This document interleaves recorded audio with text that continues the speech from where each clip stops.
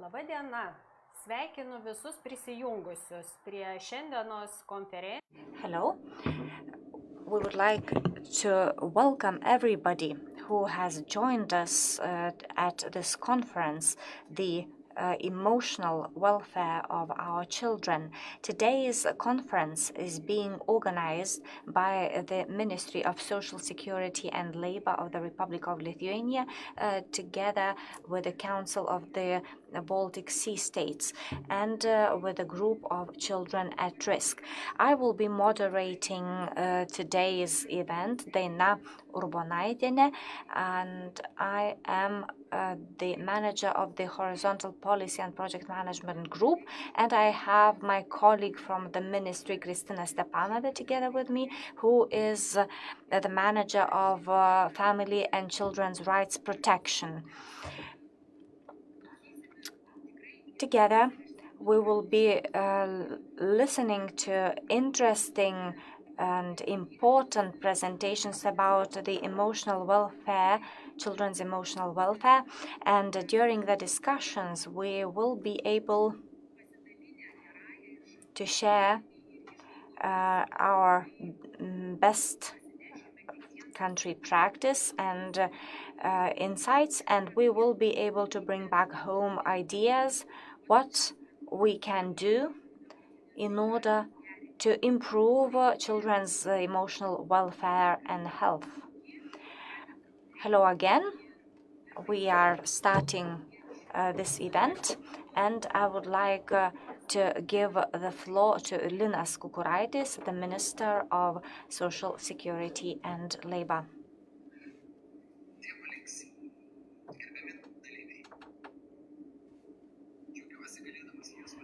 Dear colleagues, I am glad to be able to welcome you at the International Conference of the Baltic Sea Council Expert Group Children at Risk, which is aimed at discussing the most important children's emotional welfare aspects and to share the achievements in this area and to discuss on our challenges.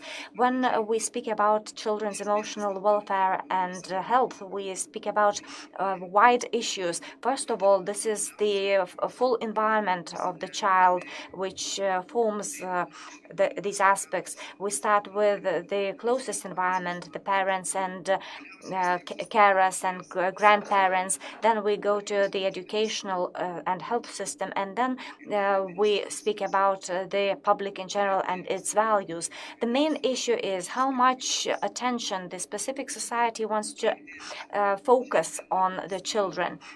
How much attention do we allocate in the election period, and how often we discuss about children's welfare while drinking coffee in our communities or among friends. Strangely enough, the subject of children's emotional welfare rarely becomes the axis of election campaigns. However, theoretically, this issue should be very relevant for the public. This is not, unfortunately, the case.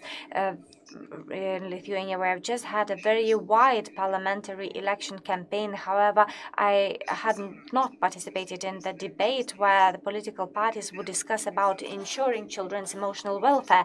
Everybody was looking at the US, where there were huge discussions about the management of coronavirus and jobs, not about children's emotional welfare. And while we do not speak about that or speak in very narrow circles, 10-20% of children and teenagers suffer from mental health disturbances. They are masked. Children try to mask their loneliness and anger and sadness, and by doing that, they start using the substances damaging their mental health, and also attempt suicides. it may be that we deny emotional problems of the children till the moment when they become too conspicuous. Maybe we do not manage to acknowledge that, and we do not show an example to children. The Lithuanian children's emotional welfare is a big concern for us. Although there have been many reforms made, like violence against children, ban the children's rights protection reform, the development of family services, and so on. However, the situation is not satisfactory. Family violence is declining at a very slow pace, and we have antagonistic culture in the public, which is transferred to children, while these, when they do not have a reliable relationship with the adults, express that outside in other ways. The even rich and well-developed countries encounter challenges when ensuring the children's welfare. UNICEF data says that out of 41 ESC country, 12 countries, in 12 countries, 75% 15-year-olds feel unsatisfied with their lives. There are very many suicides. 1 in 15 countries. In 15 countries, children are born with insufficient weight, and in 18 countries, 1 of 4 children do not feel able to get into friendships, and this is a saddening fact. Therefore, we need to share our effort both at the national and international level. We have to apply an integrated approach towards children's welfare. By the way, the Baltic Sea countries Council expert group could also include the children representative in their discussions. Please have a nice conference today and tomorrow and in the coming years. Thank you for your attention. Thank you, Minister, for the welcoming word and for the introduction into our discussions. As I've mentioned, this conference is the event related to the presidency of Lithuania over the Council of the Baltic Sea States, and therefore we would like to give the floor to Grzegorz Poznański. Gentlemen, it is my pleasure to welcome you to this conference on children's emotional well-being on behalf of the Council of the Baltic Sea States. Although in virtual form, the conference is hosted by Lithuanian Ministry of Social Security and Labor in collaboration with the CBSS Secretariat Children at Risk Unit. The Lithuanian CBSS presidency priority on the mental health and well-being of children and adolescents is both welcome and timely. It is no surprise to me, as I served just recently in Lithuania, and I know how much attention Vilnius attaches to children's rights and protection. Lithuanian presidency is taking the leadership to facilitate regional exchange and good practice, and the CBSS expert group members are generously sharing their observations and good practice examples. The CBSS 3 long-term priorities, building regional identity, building safe and secure Baltic Sea region, as well as region that is prosperous and sustainable, allow us to put special emphasis on health and well-being of children. Our regional identity will be as strong will be collaboration and help for the weakest members of our societies. The CBSS expert group on children at risk is a platform for regional cooperation to promote children's rights and child protection through regional dialogue and practical cooperation. We are proud that today all CBSS member states have ratified the UN Convention on the Rights of the Child, which my home country, Poland, proposed in 1978 and which was adopted in 1989. And now it forms an integral part of our regional identity and work to protect children across the region and beyond. According to the Convention, states have the obligation to take all measures possible to achieve conditions where each child is provided opportunities to survive, grow, and develop to their full potential, and live in conditions that promote their physical, emotional, and social well-being. In light of this obligation, we should see the importance of today's conference. Together, we can find answers to crucial questions that will help states across the region to develop holistic interventions for prevention, early detection, and intervention, service, and assistance. Recent statistics from the World Health Organization show that an increasing number of children and adolescents suffer from various mental health problems. Consultation with our expert group members indicate that this is consistent and confirmed by national observations. The unprecedented situation due to COVID-19 has caused an enormous disruption in the lives of children and has left many of them at a heightened risk of stress, isolation, and violence. Children, like adults, feel a deep sense of concern, stress, fear, and the lack of structure. We are yet to fully understand the impact of this crisis on children's emotional well-being, but initial observations are of much concern.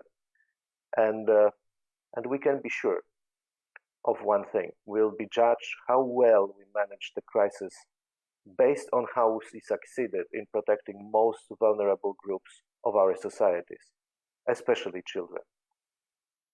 Thus, there are important questions to be addressed by the conference today. What do children tell us about their mental health and the strategies we should adopt? How can we detect problems at an early stage and stand ready with early interventions? What good practice already exists and what we all can learn from? What do we need to improve and how? How can we learn from other countries in Europe? And how can we work together in the Baltic Sea region to address common challenges and promote good solutions?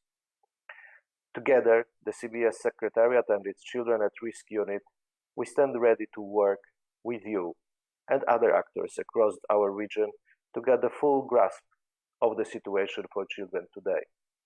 We look forward to exploring the best ways forward to build back better, safer, and more sustainable environments where each child can grow, develop, and thrive at their full potential.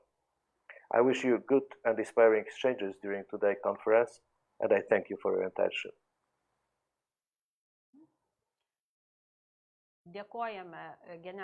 Thank you to the Director General for his welcoming address and the wishes for the discussion. And I believe that our expert group of children at risk has discussed for a number of times that the involvement of children themselves is very important while discussing any issues related to children. Their insights and their feelings and expectations for decision makers and support workers is also very important. Therefore, our first presentation today will be delivered by the representative of children from the Union of the Lithuanian School Children. She is the coordinator, Karolina Pralgauskytė. Young children and the youth. What decisions are necessary? Hello, I am Karolina,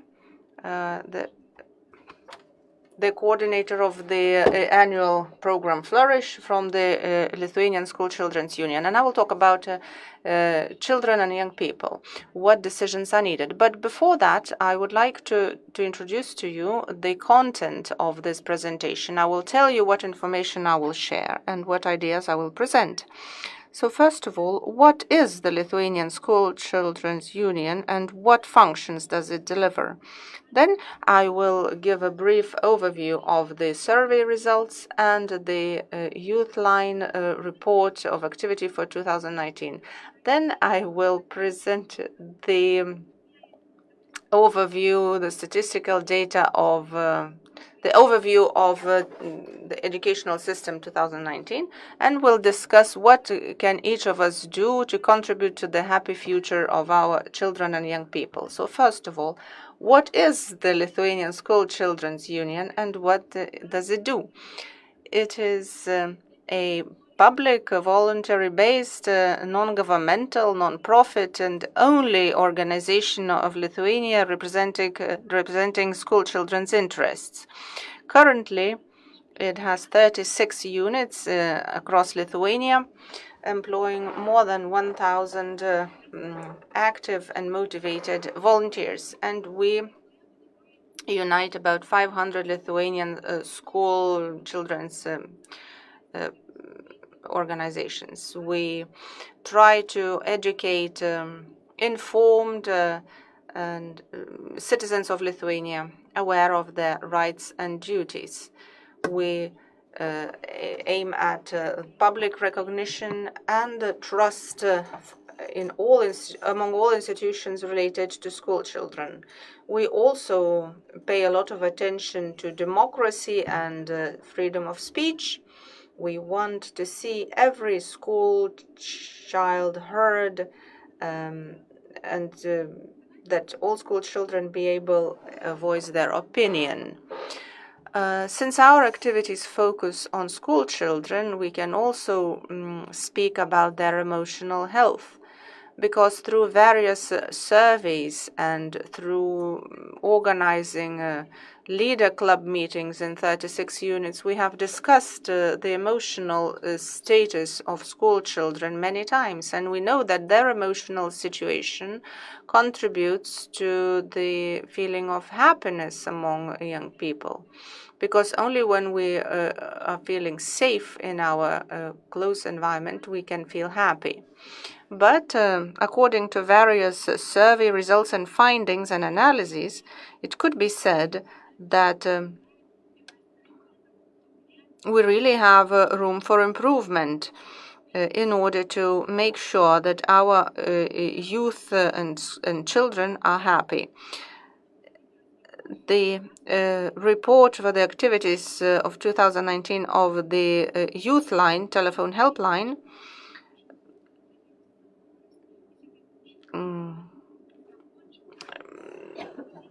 we can see from this report that all the problems are related, at least in some way, with their emotional environment, emotional situation. 24% of young people called this helpline to get consultations about problems related with their relationships. So it could be presumed that our young people lack knowledge in how to develop harmonious relationships.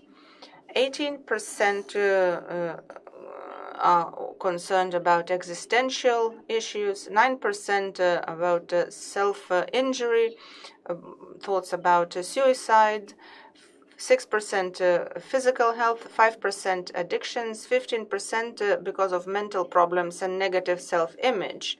So to conclude, our young people lack knowledge about mental health, social health, improving their self-worth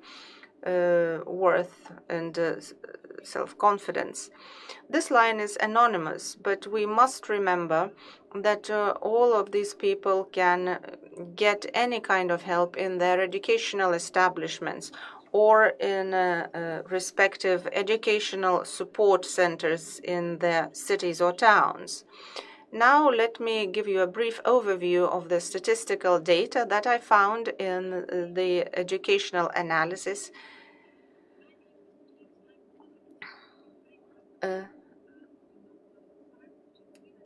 I cannot say a lot of facts here because the focus group here was not children, but what we can see is that from 2015 to 2018, the speech therapists, psychologists, and special pedagogy specialists have increased, but traditionally in rural areas there is a shortage of these specialists. But anyway, we see a certain progress. And children can already get help from from these specialists at their schools and other educational establishments. But in terms of schools overall in the country, we can see that the situation is different, because the number of these special experts at schools from 2015 has been on the decrease, and in 2018 in total there were 2,300 of those, and in 2015 2,400. So almost the reduction was almost by 100, which means that fewer specialists are there to ask for help, and fewer school children can get help. And this is not a good indicator, because we all are aware that at school children experience a lot of stress because of their grades and other achievements, because of teenage years, and psychologists' help is very relevant and very needed. But according to the data, we can see that not all secondary schools can ensure a psychologist, can employ a psychologist. Only in 24 municipalities, each school has at least one support specialist. In the remaining schools, the situation is worse, because there is not a single educational help specialist. Also, we should remember that our emotional well-being is also strongly influenced by the sense of security, which is not 100% everywhere, because 1/3 of school children between the ages of 11 and 15 still suffer from bullying. This is one of the highest rates in Europe.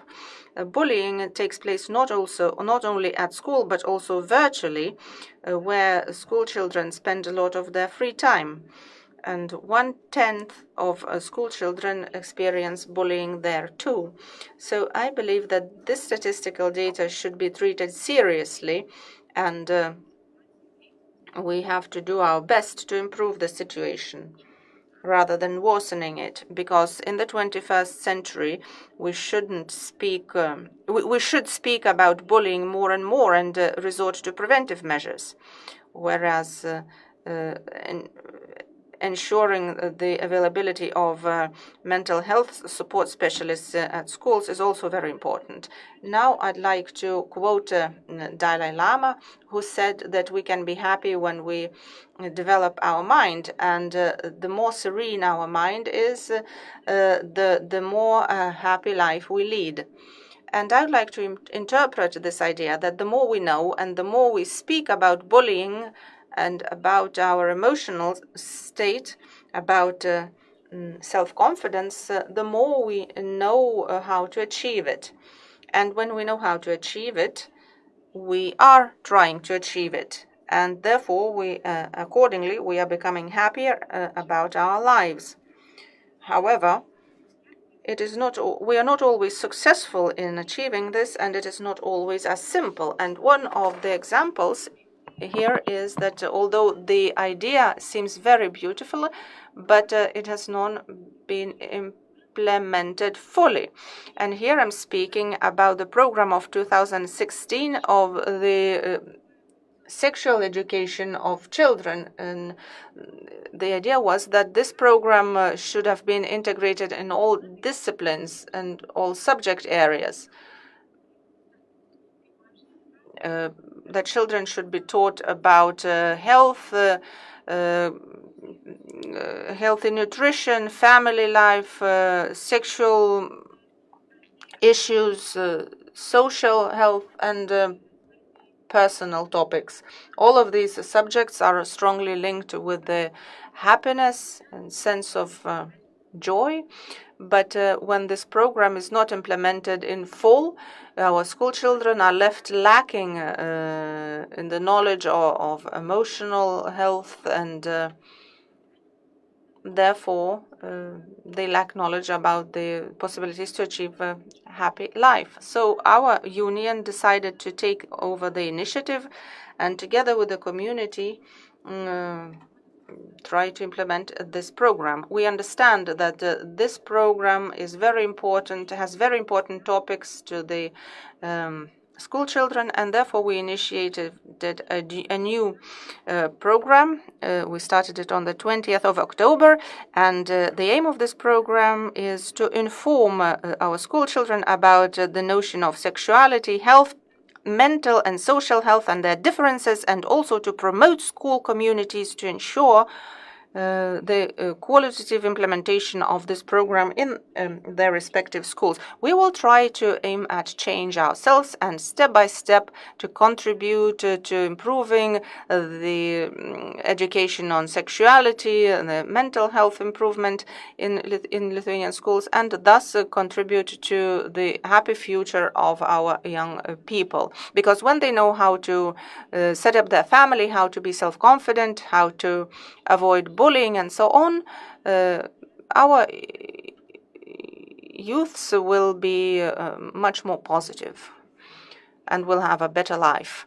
Another measure that could contribute to ensuring security at schools and improving the emotional environment at schools is the bullying box. This is a tool that helps school children to report ongoing or committed bullying anonymously and quickly, and our teachers could react faster and look for ways for solutions.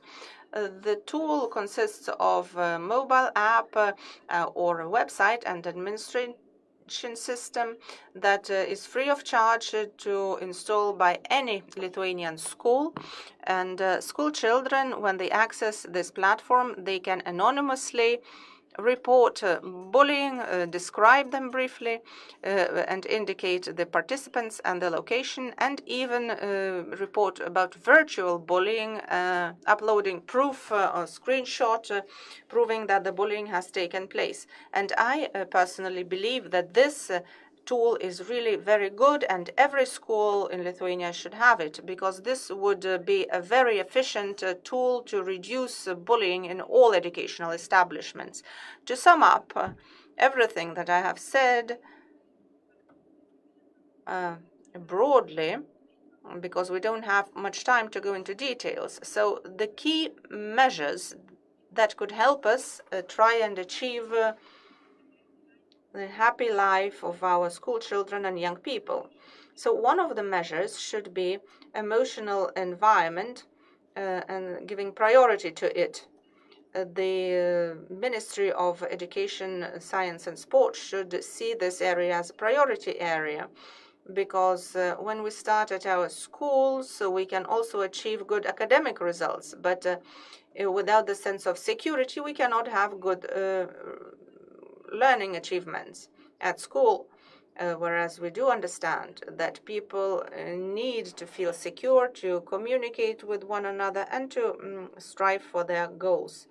Also, it is important that the health, sexuality, and family programs should be implemented at schools in a qualitative fashion, because these topics can contribute strongly to creating the future of our young children. School teachers also should improve their competences in the area of psychosocial environment. All schools should have psychologists who could, free of charge, consult school children on their relevant issues. Also, the bullying and violence prevention programs should be updated. And of course, schools should install the bullying box tool, which would help them avoid bullying. So I do hope that you have understood what I was trying to say and what problems I outlined based on the statistical data, and how we should react to the current situation in order to contribute to creating a happy future for our young people. So thank you for your attention. If you have questions, you can write to me, to my email, or you can ask right now. And of course, I invite you to follow the social profiles of our Lithuanian School Children's Union. Also visit our internet website, moksleiviai.lt. You will find there what activities we carry out and what we do in general. Thank you. Thank you, Karolina. I would like to draw your attention to the fact that in your connection page at the bottom, you have a special place to ask questions, where to put down your questions for each speaker while they speak. And after each presentation, we will raise these questions with the speakers. They will answer them live. Therefore, stay active and ask. And now I would like to raise a question with Karolina myself. I see that she participates. She is connected. Thank you very much for a very comprehensive presentation, and I am delighted to see the Lithuanian School Children's Union participating very actively in the child welfare group, where all the disputable issues are considered, both relating to the adoption of political decisions or any current issues or problems when they are raised. I am really delighted with that participation and the proposals. Thank you, Karolina, for your insights. And my question is the following. As you know, the Parliament of the Republic of Lithuania has announced 2020 as the year of children's emotional welfare. The year is coming to an end, and we had a full action plan how we are going to improve children's emotional welfare, which included not only state institutions but also local authorities, schools, and so on. The plan was very comprehensive, and everyone was active. I have the following question to you, Karolina. Did the school children in your school feel any change during this year for the better? Or active participation in certain targeted measures when improving children's emotional welfare? I understand that COVID-19 is a huge challenge and remote schooling is a challenge, but during that period of time, did you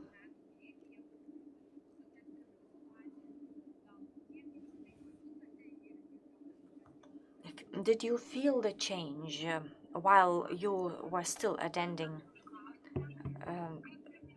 school? Thank you. Thank you for the question. Well, the emotional status of school children is quite difficult, especially bearing in mind that we had remote schooling in the spring, and we will be doing that again. But the situation is improving because we get more and more measures where children can apply and ask for help. And School Children's Union tries to initiate all campaigns and initiatives to improve the mental status of school children. This involves the annual program. It is extremely important to improve one's emotional status. I do not have the statistics because we have not done any surveys apart from the analysis of psychosocial environment which was carried out. However, we are going to speak with the school children during the managers club in a couple of months, because or leader clubs, and I will be able to give you any statistics only after these clubs take place. Thank you very much. I do believe that it will be important for you to introduce the data you receive after the managers' clubs, maybe at the Children's Welfare Council. We do not have any written questions raised to you. Thank you, Carolina, very much. And now I would like to give the floor to the next speaker, Dr. Professor Kastytis Šmigelskas, who is from the Lithuanian University of Health Sciences, who will speak about children's lifestyles and emotional health. Have we achieved a significant change? I would like to welcome everybody who is participating here, and thank you for the invitation to participate. I believe that children's welfare, mental welfare, is a focus both nationally and internationally. Moreover, good that we do not consider the emotional welfare only from the point of view of the health system, because we see very good social care models, and there are countries where this is under the Ministry of Health and Social Security, but some countries have separate ministries for health and social issues, and we are among them. And it is important that we coordinate our actions. My presentation is based on the data of the last survey carried out in Lithuania by HBSC. HBSC survey or study is a long-term international study carried out regularly every 4 years. And the target group is the 11-15-year-old boys and girls, and these are the typical group which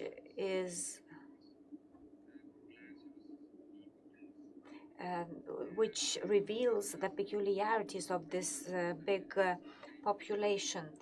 The HSBC study, to get differently from other surveys, tries to cover the major components of psychosocial models.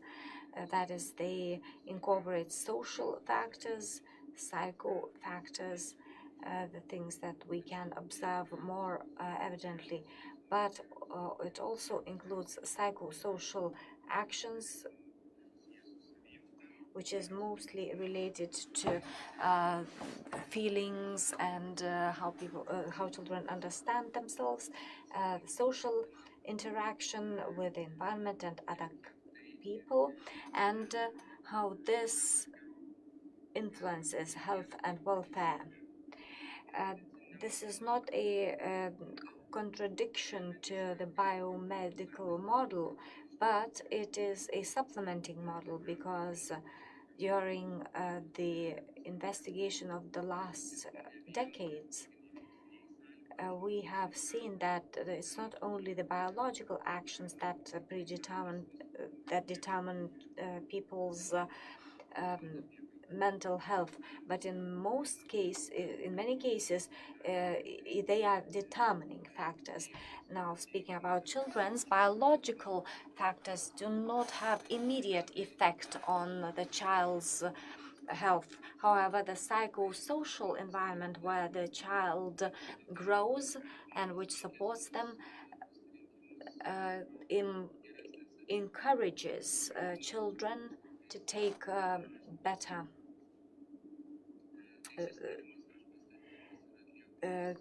certain decisions. So this survey, the study, is carried out in practically all EU member states and in a couple of Asian countries. In Lithuania, we have been conducting it since 1994. The last survey was carried out a couple of years ago. What is important in terms of quality is that data is collected based on the international protocol, the standardized questionnaire. Another important issue is that the sample is carried out on the representative basis, and it is not possible to achieve that with every survey. And in Lithuania, it is done successfully. Another important issue is that the sample is large, sufficiently large. We have interviewed around 4,000 children in various Lithuanian counties. This is very important because the response rate was high. Over 80% of children complying with a target group and selected in selected schools have agreed to participate and fill out the data. In this presentation, I'm going to emphasize a couple of profiles. One thing is that if certain indicators are observed for many years, I will show the dynamics and how they were changing during the last 20 or 30 years. Another thing is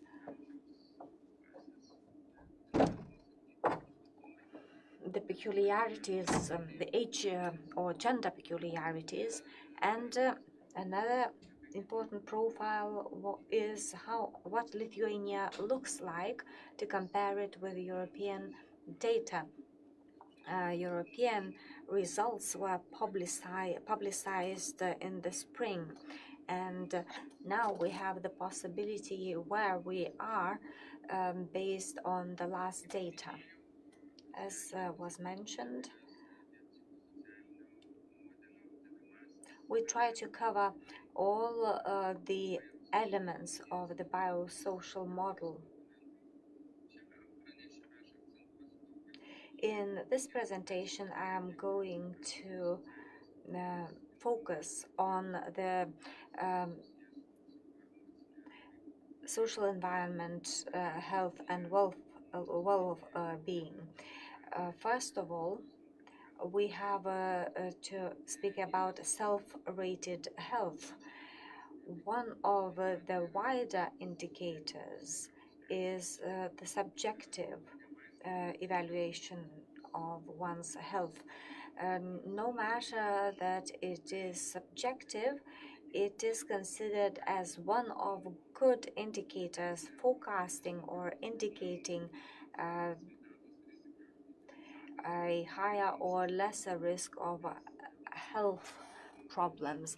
Previously, we referred to only objective measures when judging about one's health, like height and weight, blood indicators, development indicators, and many other indicators. But now we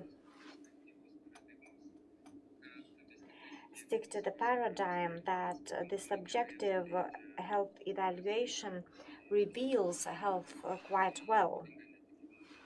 And it is relevant not only to young people but also to adults. And we have seen that during the last 15-20 years there has been significant improvement. The curve, and in general all the curves that we see show the increase or decrease of problematic issues. Currently we see that the children who considered their health being as the medium or less than medium, it was manifested by 30% of children in 2018, but nowadays we have only approximately 12%, and most children claim that their health is good or excellent. and children are the age group which complains with lesser health problems. And we see that Lithuania is ranked better than the EU average in terms of the young children young people who evaluate their health as excellent. Now, regarding psychosomatic complaints, we have a couple of groups, but in general, if there are at least 2 psychosomatic symptoms felt at least once a week or more often, then this is already a problematic aspect.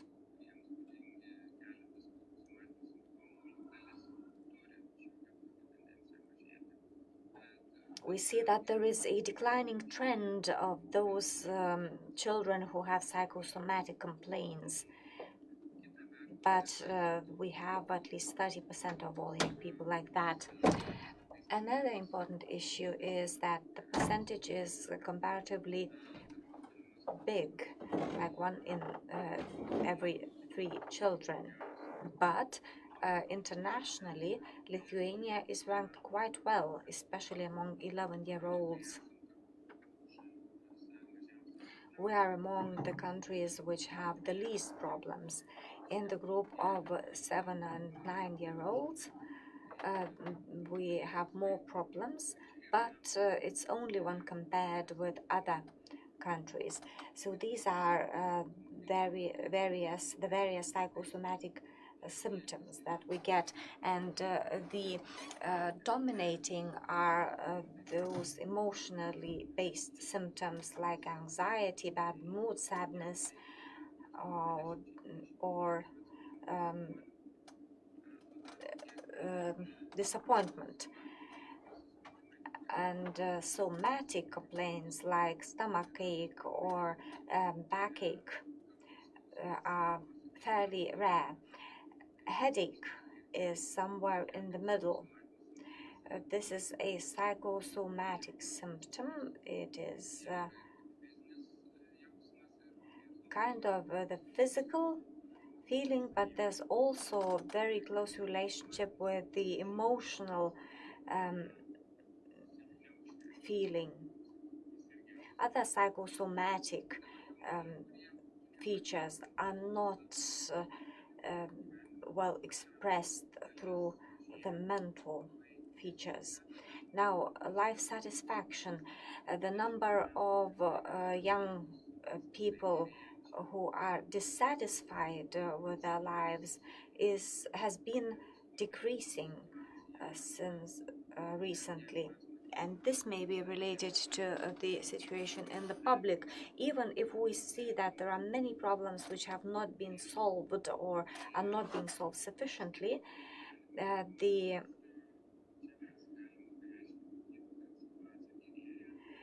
We can actually see that the situation is increasing, and in 2002, 25% of children were not satisfied with their lives, while in 2018 the number has fallen by half. We have only 12 to 13% of such dissatisfied people, and Lithuania is quite highly ranked at the international scale.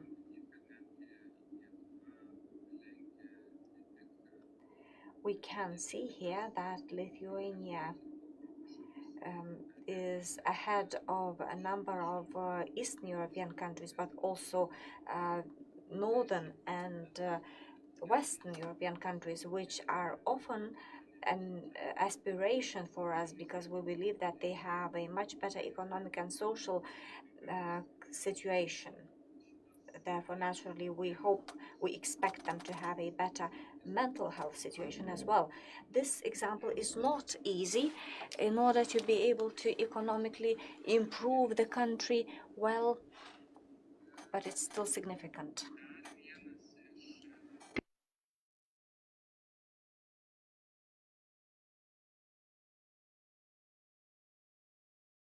Another important index is the WHO 5 Wellbeing Index, which is mostly used in order to evaluate the risk of depression. As you know, depression is indicated by is determined by clinical means by a psychiatrist and is recorded as a clinical condition. However, there are many population-based studies.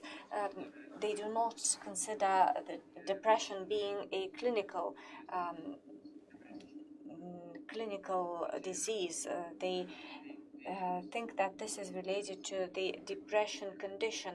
Now we have a depressed condition. Now we have 5 symptoms. That is feeling cheerful and in good spirits. 80% feel like that. Feeling calm and relaxed. 64% feel like that. Feeling active and vigorous. 73%. Woke up feeling fresh and rested. 47%. This is of course related to sleep, hygiene, and activity during the day, and all those different indicators showing the risk of depression are unevenly distributed among the population.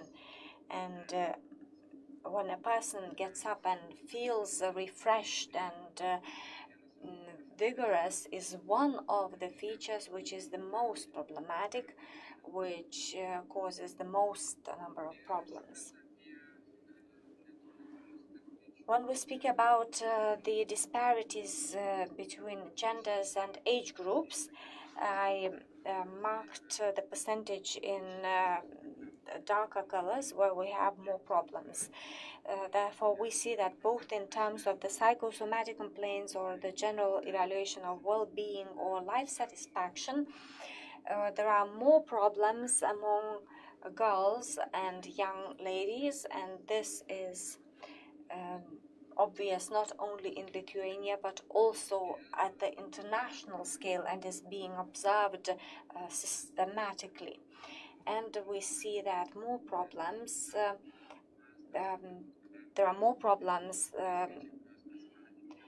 in higher school classes like year 7 or year 9. And if we consider the separate groups, we see that in some cases, though they can be strongly expressed like psychosomatic symptoms, we see that based on gender and based on school year that the differences are significant. And then we have another part. These are the social environment factors. First of all, this is the social support. We evaluated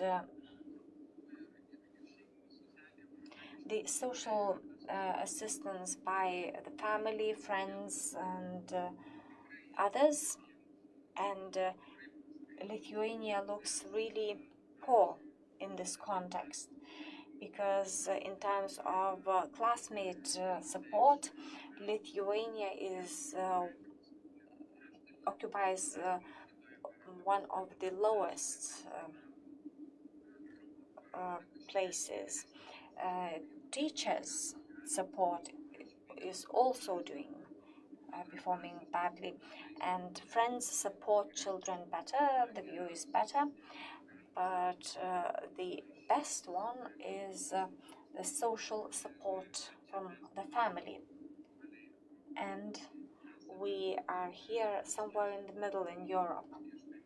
But you saw in the previous slides that we have a negative profile from other peers and teachers.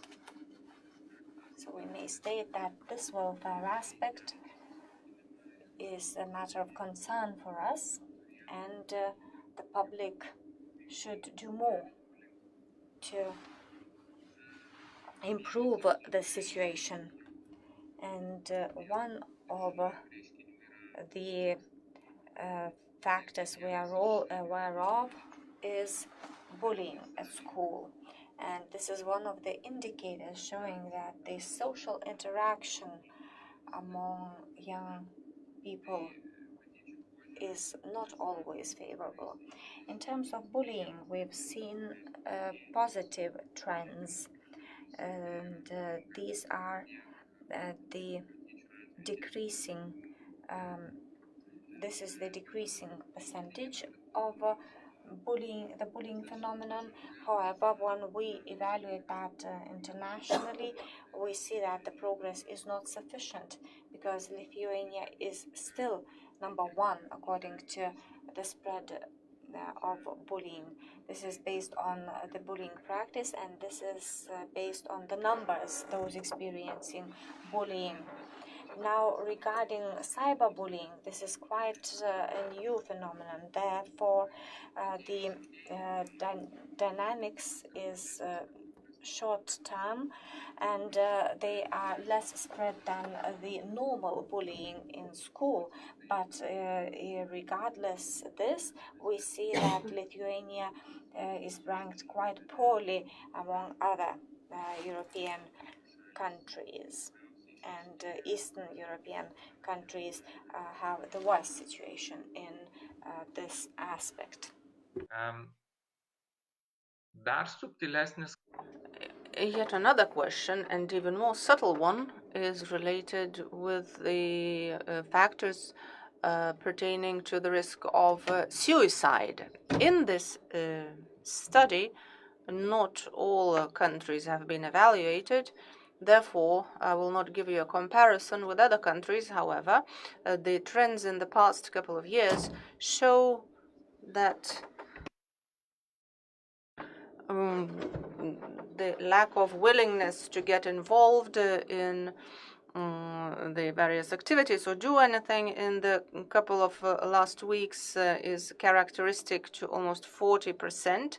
This is not a problem in itself, but this is one of the factors indicating that people could be less willing to do something with their lives and even start doubting about the usefulness of their lives. About 23% of young people have been considering suicide in the past year. 15% have planned, and 10% have even tried to commit suicide. And today I have not showed the star, but this is only a survey of ninth graders. Fifth graders are not asked this question because of emotional vulnerability. The good news is that there is a trend, reducing trends, a declining trend of suicides and attempted suicides, especially having in mind that Lithuania, in terms of bullying, is among the leaders, not only in Europe, but even among various countries around the world. These two phenomena, bullying and suicide risk, are most alarming when we speak about youths. Our group of researchers have analyzed the link between these two phenomena, and we have discovered that indeed the youths who face bullying more often, or who bully more often, or who get bullied, they have a high risk among all suicide indicators. So to say that bullying leads to suicide would be irresponsible, because suicide is a very complex phenomenon and consists of many different factors. But this goes to show that these links are systemic, and therefore, undoubtedly, bullying as a phenomenon, as a certain anti-support, social anti-support, is one of the elements that could prompt youths to start considering suicidal ideas. This indicator is more relevant to East Europe, and it is related with the physical fighting among youths, physical fights. The incidence of this in the past 20 years have been on the decrease, and now it's about 8.7%. But here we're speaking about a physical contact, physical fighting. And we could presume that overall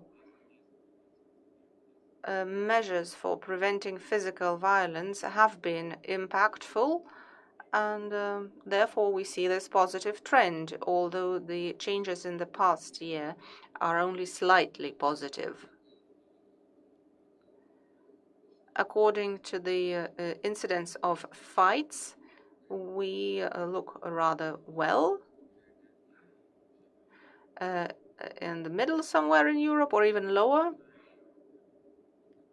Maybe it's not polite, but objectively, based on objective figures, we could say that Iceland, for example, is among countries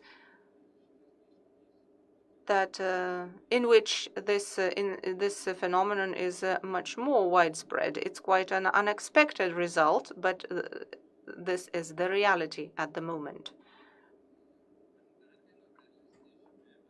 Another not very significant but rather paradoxical aspect is the relationship of young people with their schools.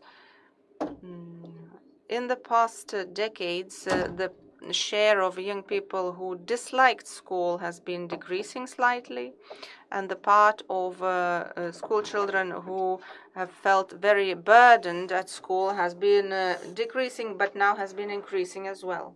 And 2/3, therefore, don't like school, and about 2/3 also say that it is difficult to study and the workload is huge. But the paradox here is that regardless of this, Lithuanian youths who like school Europe-wide are more than average, but the workload, studying burden, is also very felt in Lithuania. And this is quite a paradox between most often we expect that if children don't like school, they are inclined to study less, and if they study more, they tend to like school instead. But here we see that these two phenomena are expressed in a peculiar manner in Lithuania. And the last slide related to social environment is about vulnerable groups, and quite contrary to psychological variables, here boys are more vulnerable. It's less expressed with the age gradient as compared with the psychological indicators, but in the 7th grade we see there is a bigger incidence of problems.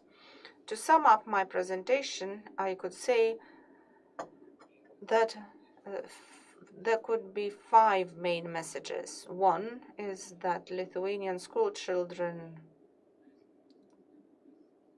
have relatively good emotional well-being and subjective health. They have pretty low prevalence of psychosomatic complaints. However,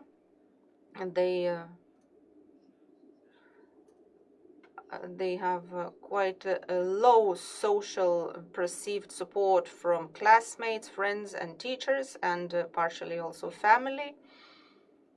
Bullying rates are very high, and rather high indicators related to suicides. So that was all I wanted to share with you today. Thank you very much for your interest in this topic. If you have questions, I am ready to answer them. Thank you. Thank you to the professor, Kastytis Šmigelskas. because of certain time differences. I know that some of the colleagues, foreign colleagues, have joined us rather recently and probably have not heard about the fact that the internet page that you have opened to connect, below there is a box to write in your questions. So please, I encourage you to be active and ask the speakers. Christina also just encouraged all of you to do this. So in the box at the bottom of the screen, you can type your questions to all the speakers. Once again, I'd like to thank the speaker for this extensive presentation. This was an introduction to the discussion, the study findings when we discussed the study findings when we discussed the announcement of this year 2020 as a year of children's emotional welfare in Lithuania, because Lithuanian school children are not well placed in terms of emotional well-being as compared with their peers in the EU. And we do hope that these measures that have been implemented this year, I hope that these measures will not end after this year. And as Carolina said in her presentation, these measures will bear positive results. Of course, we do understand that this year we have the COVID situation, and this will not improve the emotional welfare neither of children nor of any other people. But we do hope that certain insights, certain programs that have been launched, and especially we focus on emotional support. So we do hope that all of these programs that have been launched at least will not worsen the situation that we have.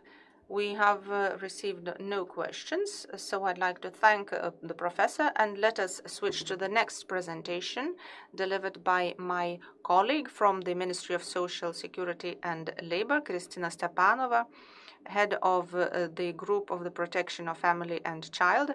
She will present the UNICEF study about what determines the welfare of children in wealthy countries. Labą dieną visiems. Labai gaila. Good morning to everyone. I would like to say that I'm happy to see you, but I don't see you. But I'm happy anyway that we can be together. And today I will present the latest UNICEF study about what determines the welfare of children in wealthy countries. And I believe that, in a sense, my presentation will probably supplement the previous presentation by the honorable professor, because the UNICEF study also is focused on the issues related to the key challenges faced by children.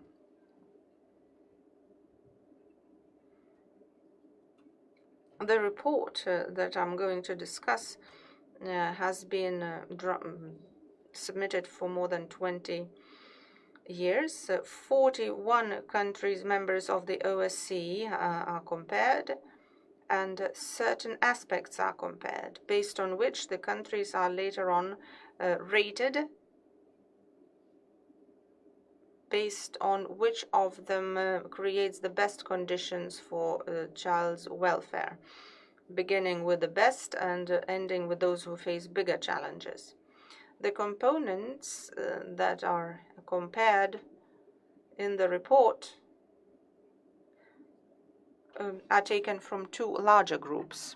First of all, the following three aspects are compared: the mental health, the physical health, and certain skills of children, including academic achievements such as maths and language skills, as well as social skills, comprising the communication abilities of children, or more specifically, their ability to form friendships easily and quickly.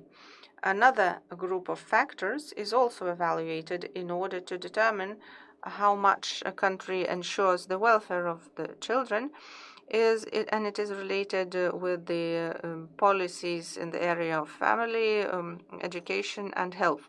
In these areas, certain aspects are compared, such as parental leave, early education and care of children, also the needs. In the area of health, we speak about children who have been born underweight, also the protection of avoidable diseases,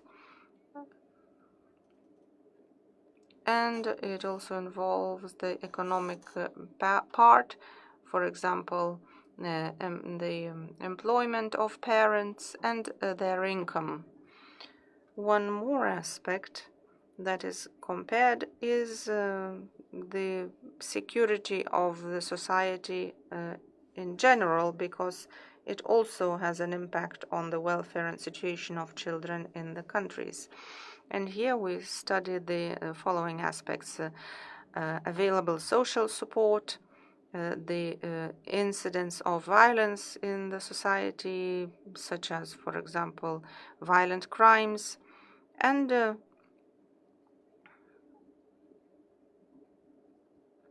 environmental questions such as air pollution and drinking water quality. The latest study, published in September this year, has revealed that the countries where, after having assessed all of the areas I mentioned, the Netherlands, Denmark, and Norway are among the countries which have the happiest children. The conditions are the best to ensure the welfare of children. In the top 5, we also have Switzerland and Finland, and out of the 41 countries, the poorest situation is in Bulgaria, Chile, and the USA. I would like to briefly mention the main results from the study. The minister has mentioned them in the beginning as well, and they are as follows.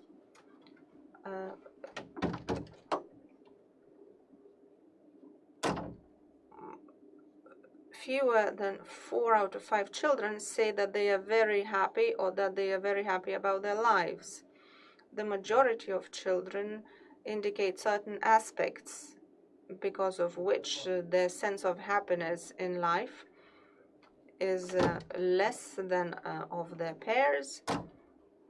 I should also mention that despite the fact that child welfare policies often focus on reducing poverty and increasing certain benefits, but when we speak to the children themselves, and this is not only discovered by the UNICEF study, but also by Lithuanian NGO studies, and this finding is that relationships are most important for children. The UNICEF study confirms that the children who have strong ties with their parents and families, and those who feel that they have friends, and those who do not belong to vulnerable groups, rate their lives and satisfaction with life much higher. One of the biggest challenges faced by children related to mental health is the number of suicides among children and teenagers. Unfortunately, Lithuania, Estonia, and New Zealand leads the chart. In terms of physical health, the study has discovered that roughly 1 out of 3 children In all of the assessed countries, obesity or overweight has been diagnosed, and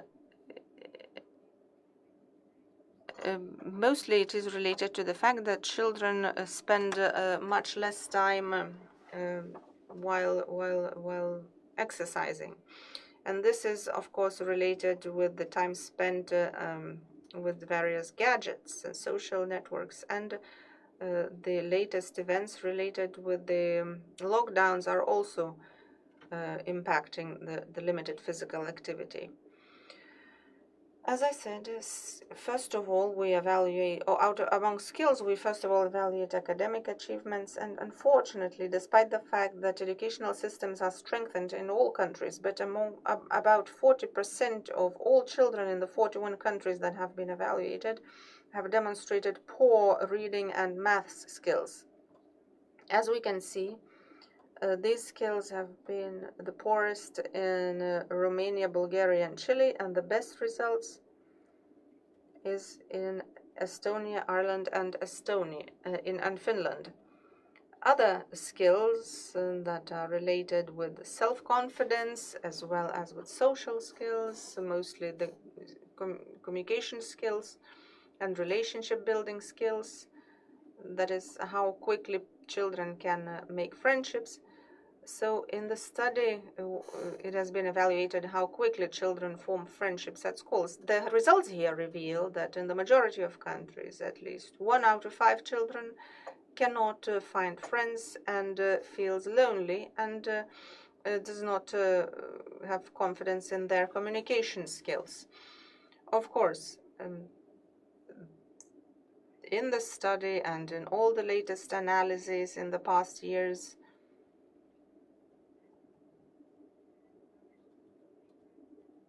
it has been highlighted that the COVID-19 situation has been influencing the situation of children a lot, especially there has been a negative impact on their mental and physical health, restricted communication opportunities, sometimes the loss of relatives, increased anxiety, closed schools, and limited availability of services. All of this also has a negative influence on the mental and physical health of children and their welfare overall. Very briefly, how Lithuania did in this survey.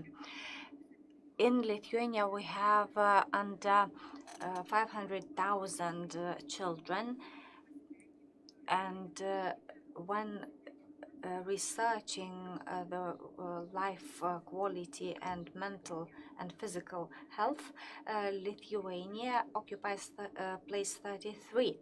In terms of political guidelines in the socio-economic area, Lithuania occupies the 15th place.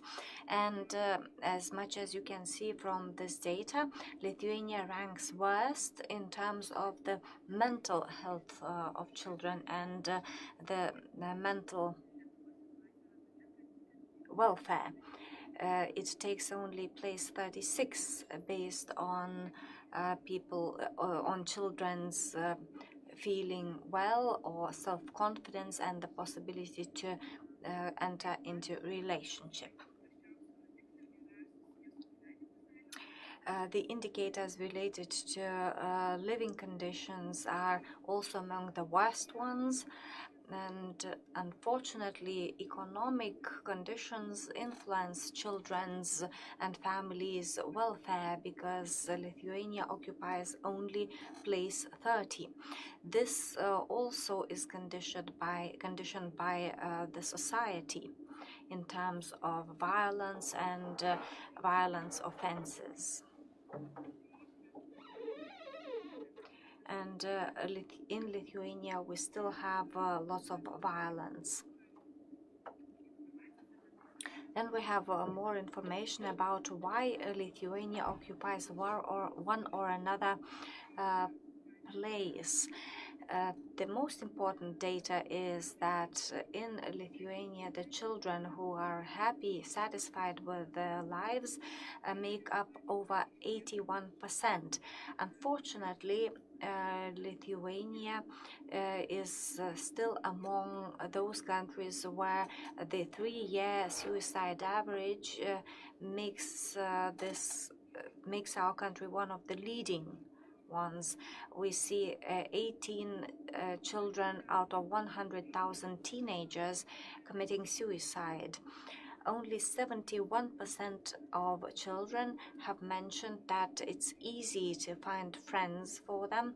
This is quite a considerable number, which shows that many children are not able to get into connection with their peers, and this influences their mental status. Lithuania is among the best ones in terms of the educational system because there are many children who participate in training programs. The number of percentage of NEET youth is quite low, but it should be reduced. And we also have the most acute problem, the social problem, because children's poverty is still one of the biggest challenges in Lithuania, and those children living in the families with the income of less than 60% of the GNP is quite high. And I've also mentioned that the spread of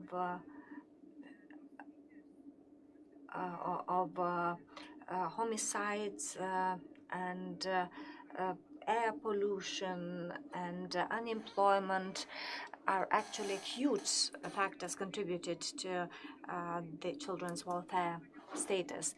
And then what is lacking for children in their childhoods?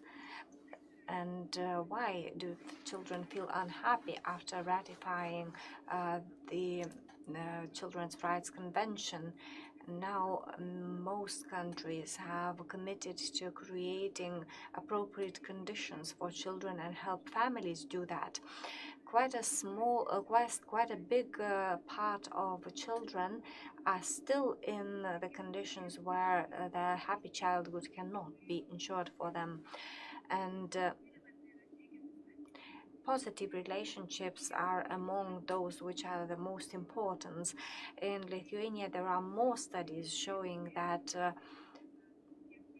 children are able to evaluate how happy they are and how much time they can spend together with the people they love.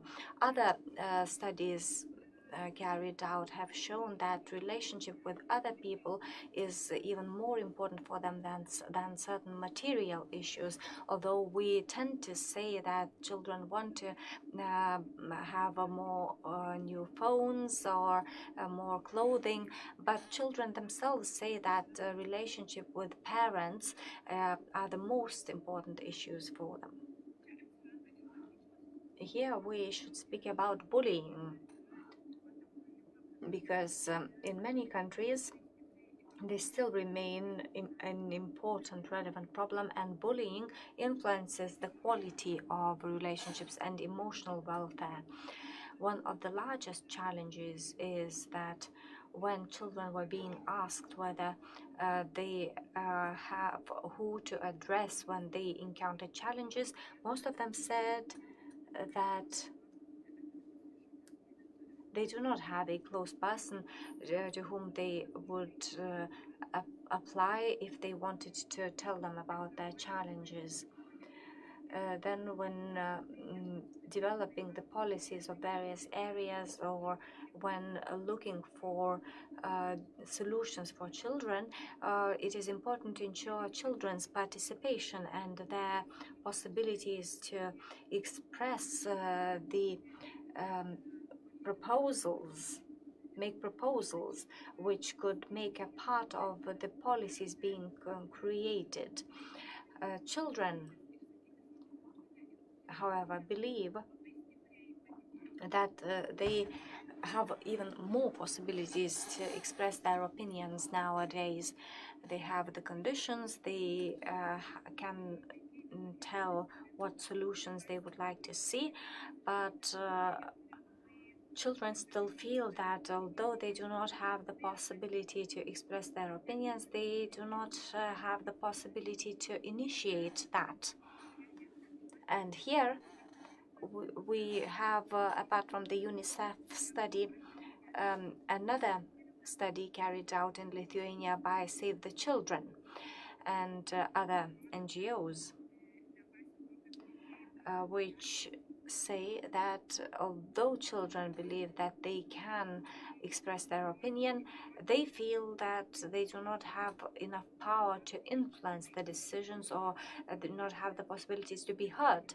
And they believe that adults listen to them, but they do not hear them. Another important issue is the lack of resources. Here we speak about poverty. Although 41 countries are evaluated which are considered as rich countries, however, most of those countries encounter the challenge of half of all children living in poverty.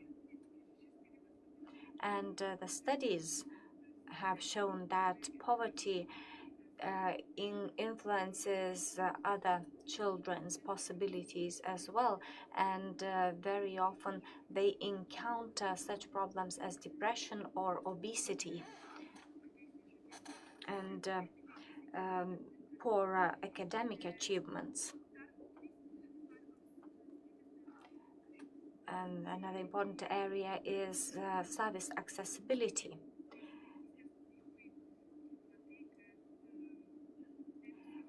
The obstacle to creating a happy childhood is that not all children have have access to quality educational services or health services, especially mental health services. Also, there's a lack of a strong family policy, because even in 5 richest countries, child care leave is less than 10 weeks, and 10 weeks is not enough for the child when they are at the most fragile period, when the feeling of attachment is being formed and their relationship with parents is being formed, and this influences the child's emotional health very much. And now, to conclude, one of the slides speaks about what we need in order to be able to influence the development of a happier childhood. It's very simple. We have to take the challenges that have been mentioned and what UNICEF has noticed in their study. We have to allocate even more resources to the reduction of poverty, and those children who belong to the most vulnerable group should receive timely and simple access to the necessary resources, covering also the educational system and the necessary services.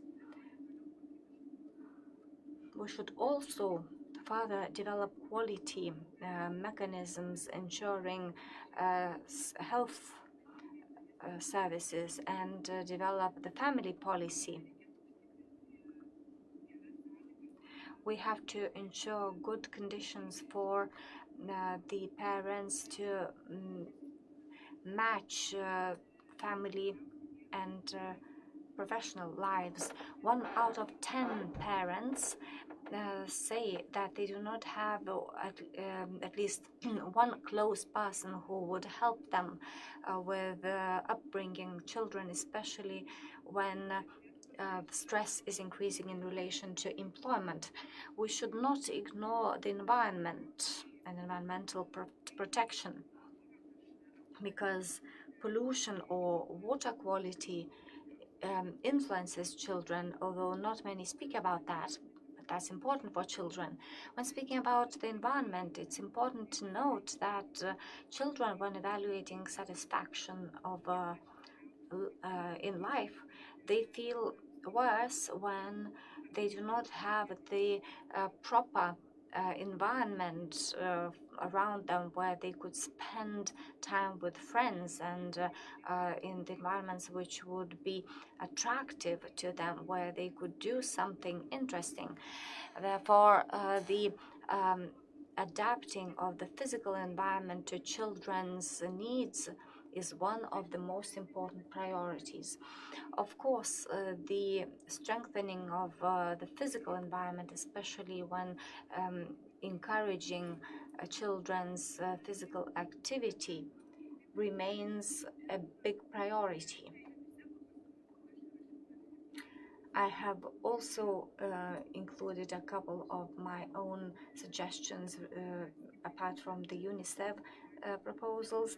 First of all, we need to encourage enabling children to participate in the decision-making process, because those who have participated in this conference from the very start have seen that young people have perfect proposals how the situation of children could be improved.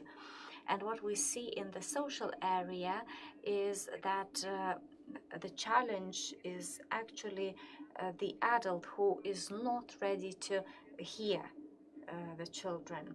So therefore, I believe that first we need to focus on the preparation of adults to work with children and understand them as equal partners. We also have to ensure the prevention of violence, especially when we speak about psychological violence, which is difficult to prove. And often in our language, we use certain expressions which later grow into the culture of violence. And in Lithuania, often when we speak about conflict or difficult situations, we say that people act as if in the kindergarten, and this is like the depreciation of children's activities which are important for them. And moreover, it is important to develop new services, especially when speaking about mobile services, because often we are used to institutionalized services, and children or families themselves have to come to psychologists or social workers or other specialists, maybe register or come to the doctor's office, or they are invited to meetings at the specialist's office. But especially when we speak about vulnerable groups and children living in remote areas like rural areas, it is important that the services could come to the children themselves, where they feel safe, where families feel safe, where their environment is usual. And in this way, we would reach the children and families that lack those services. And I would like to mention that when we speak about the need to develop the services, the Ministry of Social Security and Labor is trying to look for innovative solutions, especially in such areas where we have many challenges, long-term challenges, and we do not find the reply how to help children. The ministry is planning to introduce the service of the multidimensional family therapy program, meant for 11 to 19-year-old children and young people Probably in Lithuania we are going to limit this to 11 to 17 years old. So this is evidence-based, specific and structurized program meant for the children who have already made legal offenses and have other challenges. Actually, this is meant for children with complex behavioral conduct, delinquent conduct, aggressive conduct, or addictions. We try to find solutions how we can help this vulnerable group, and we really have limited possibilities now how to help such groups.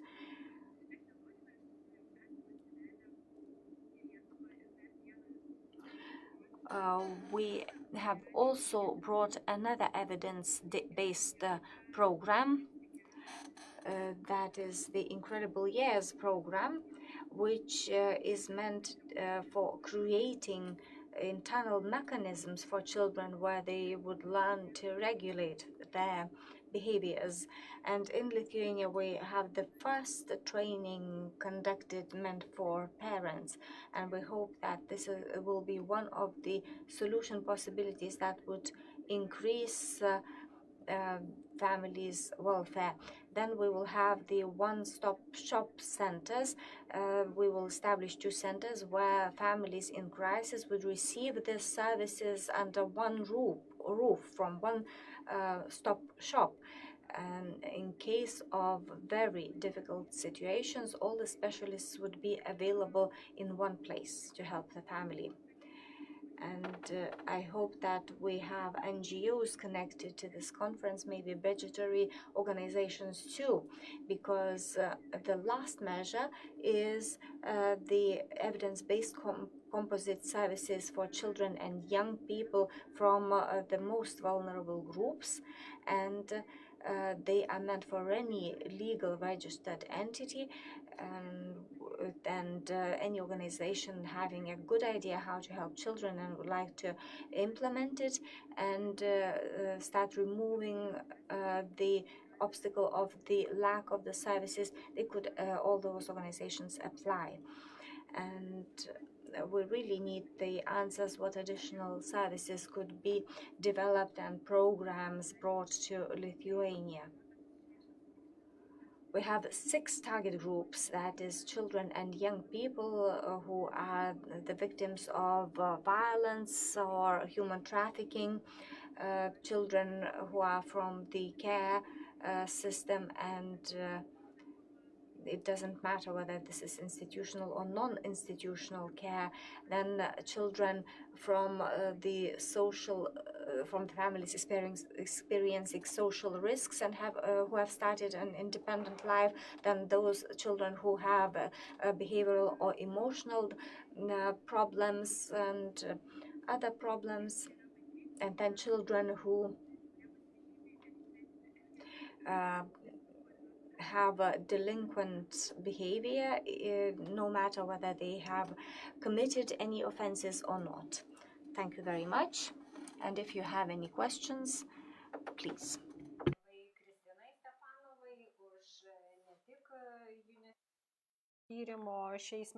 Thank you very much to Kristina Stepanova for the presentation of the UNICEF study, where she discussed the situation of Lithuanian children as compared with other countries.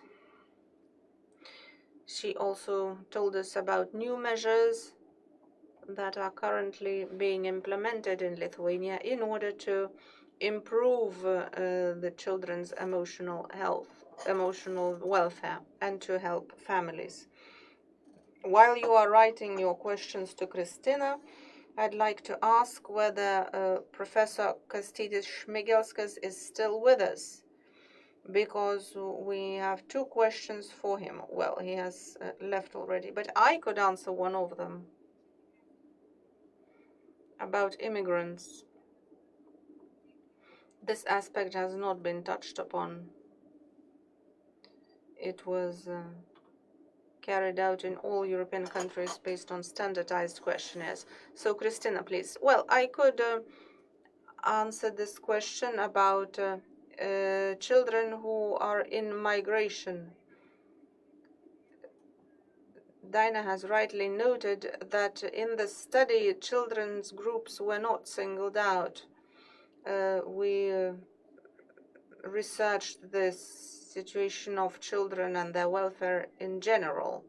This is an interesting question because there are, as I said, certain vulnerable groups that are sometimes left unnoticed when we talk about children's welfare. We must remember that sometimes certain indicators related to children's welfare can be very high, but at the same time, they could be very low when we speak about specific groups, about more vulnerable groups, including children in migration. In Lithuania, the challenge is that, but I think that it's not only a problem for Lithuania, because we also say often at the EU level, that countries have inadequate statistical data collection systems in respect of children's data. For example, we should know how many children in migration we have, but we should also collect statistical data based on other aspects, such as their gender and the situation, in order to have a broader look at the data concerning children, because only then we can find the adequate solutions. This is quite a lengthy answer, but unfortunately neither Lithuania nor many other countries have specific data in this area that could reveal the emotional health situation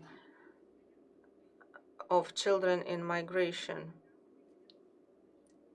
And this could be one of the recommendations for developing children welfare policies and creating specific systems in order to collect specific data about children, especially in terms of vulnerable groups. Thank you to Christina. We have a question by Timofejus Kunitskis about the possibility to find data that were presented in the study. We will look into it, and if we don't find this data on the website, I believe that we will be able to obtain information as to where to find the relevant data. And Kastytis has replied. So all of you can see the correspondence in the chat. Thank you very much to the professor for reacting and responding. I don't know if the professor wants to add anything to the first question about children in migration. In case you want to add something, please do write in the chat. Christina has no questions addressed to her. And in that case, the first session, the first part of the conference has come to an end.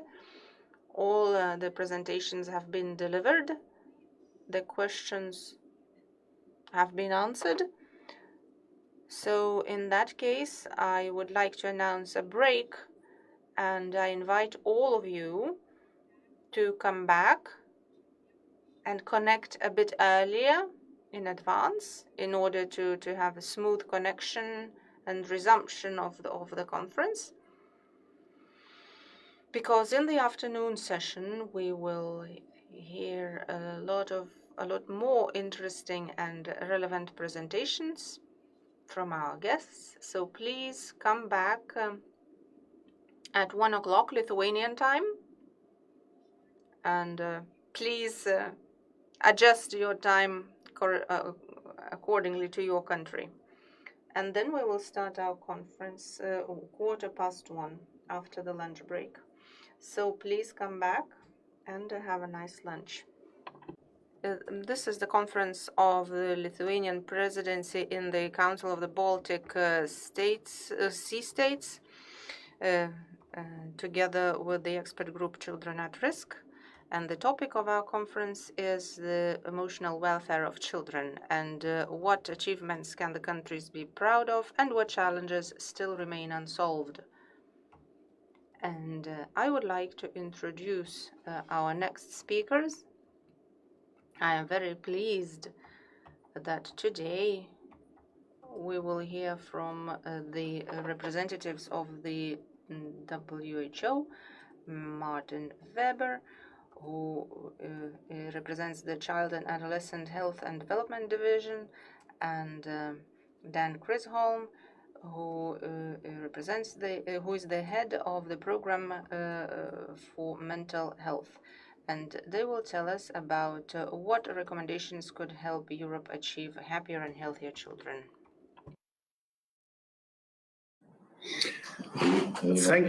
Thank you very much for the kind introduction, and it's a pleasure to be with you here today. I wish to thank the organizers for giving us the opportunity to give a little bit of an insight into the work of WHO in this area.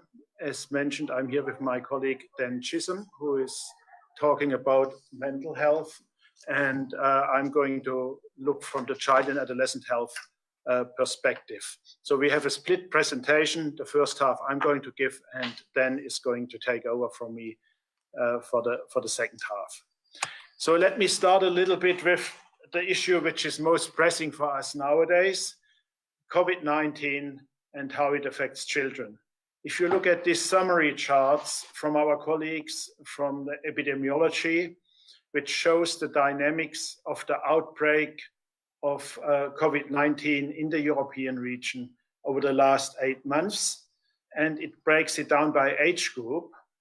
Children and adolescents are shown in gray. You can see that they are not very much affected. The bottom part shows it as a proportionate chart, which shows that even at the peak of transmission, which we are getting into now again, it's definitely less than 10% of children who are affected. And if you look at mortality, it's even less so. So we could think children and adolescents are fortunate in this regard. But if we look at all the other effects which the interventions have on them, and this is shown here in this next slide, they are very much affected. The map on the right-hand side shows you the school closures in countries over the world, across the world, at the peak of the outbreak in May by that time. And I hope we don't get to a similar situation. And you can see that practically all of the countries had closed school by that time, with the notable exception of 2 countries represented here, Sweden and Finland, which have done less so. Why are children affected by this? Well, they are disrupted by schooling and their educational attainment. They are disrupted through the lack of social contact. They might be exposed to more poverty by the loss of income in their families. And we know that in general, children in vulnerable situations and with special needs are much more affected.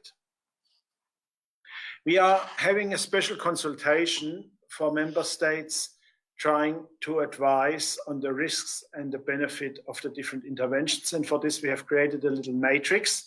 I know this is very small, and I'll show you in the next slide a little bit more detail, where we look at the effect of different interventions which are suggested for children around schooling and their impact on the transmission of the infection on the left-hand side, and then on the side effects on educational attainment, mental health and well-being, nutritional status, physical activity, and so on.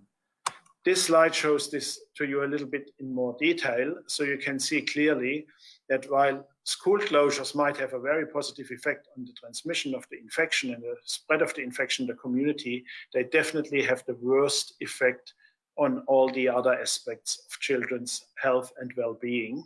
And we have broken this down into 2 categories for all children and children in vulnerable situation. generally all these interventions have more of an effect on children in vulnerable situations. So this is work which we are doing nowadays, and we will have a high-level meeting towards the end of November where we are bringing the Ministries of Health and Education together to debate how we can mitigate the effects on children and adolescents. Let me go back to some of the fundamental work which we are doing in the region, and we are guided for this with a regional strategy which was lasting up to this year.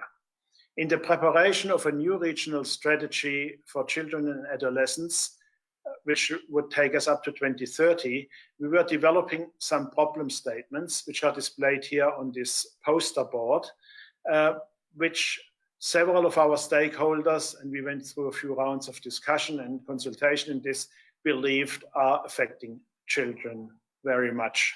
You can't read this in much detail. I want to show you some of this more clearly, and that's stated in the bullet list on the left-hand side. So we developed these problem statements, and then we thought, what are member states believing what their real problems are? And I'm just pulling out two of the series of answers here. Again, focusing on this talk here, one of them is adolescent mental health problems. So we sent a questionnaire to member states, which are listed in this chart on the right-hand side, and asked them, do they believe that adolescent mental health problems are a major issue in their country? And you can see what I have highlighted in the blue circles here, that actually most of the countries in the region believe this is a major problem. And this is in contrast to some other issues, like, for example, out-of-pocket payment, where there was much less of an issue stated by member states. So clearly, mental health and well-being of children and adolescents is one of the major issues in our region as identified by member states. And I'm going to show you towards the end of my talk how we try to address this. To start early in life, we were asked to develop a European framework for early childhood development. This is obviously setting the stage for children's development. And it starts with categories such as responsive care and breastfeeding.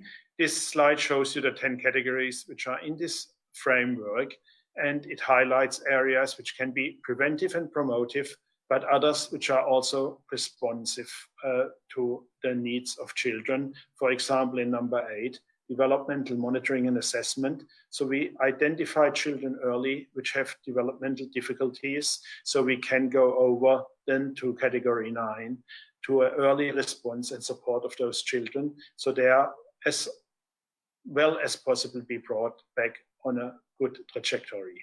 If you are interested in this framework, I have shared a link for this. This is up on the WHO website, and you can download it. It might help you guide some of your activities in your own countries.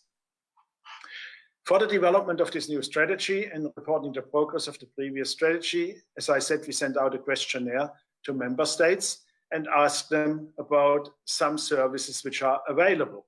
And I've pulled out some questions, 3 questions actually, which are covering the area of mental health and well-being. One of the suggestions, what should be in place, made by our constituents and experts, is that there should be easy access for community services and early interventions available for children and adolescents with a first episode of severe mental illness. So we asked the ministries of health of our member states whether this was available, and you can see that 2 of the countries represented here said they did not have a system in place to respond to these needs. So that might be something you take back again and bring it into a policy dialogue to look how the system can be improved. To get better information about the situation, we believe that member states should collect regular information about common or worrying diseases or syndromes. And the ones which we selected in this questionnaire to get more detailed information is ADHD, so the attention deficit hyperactivity disorder, autism, and depression. And we asked member states about the rate of treatment of these conditions in their respective countries. We chose those because there is a concern in both directions.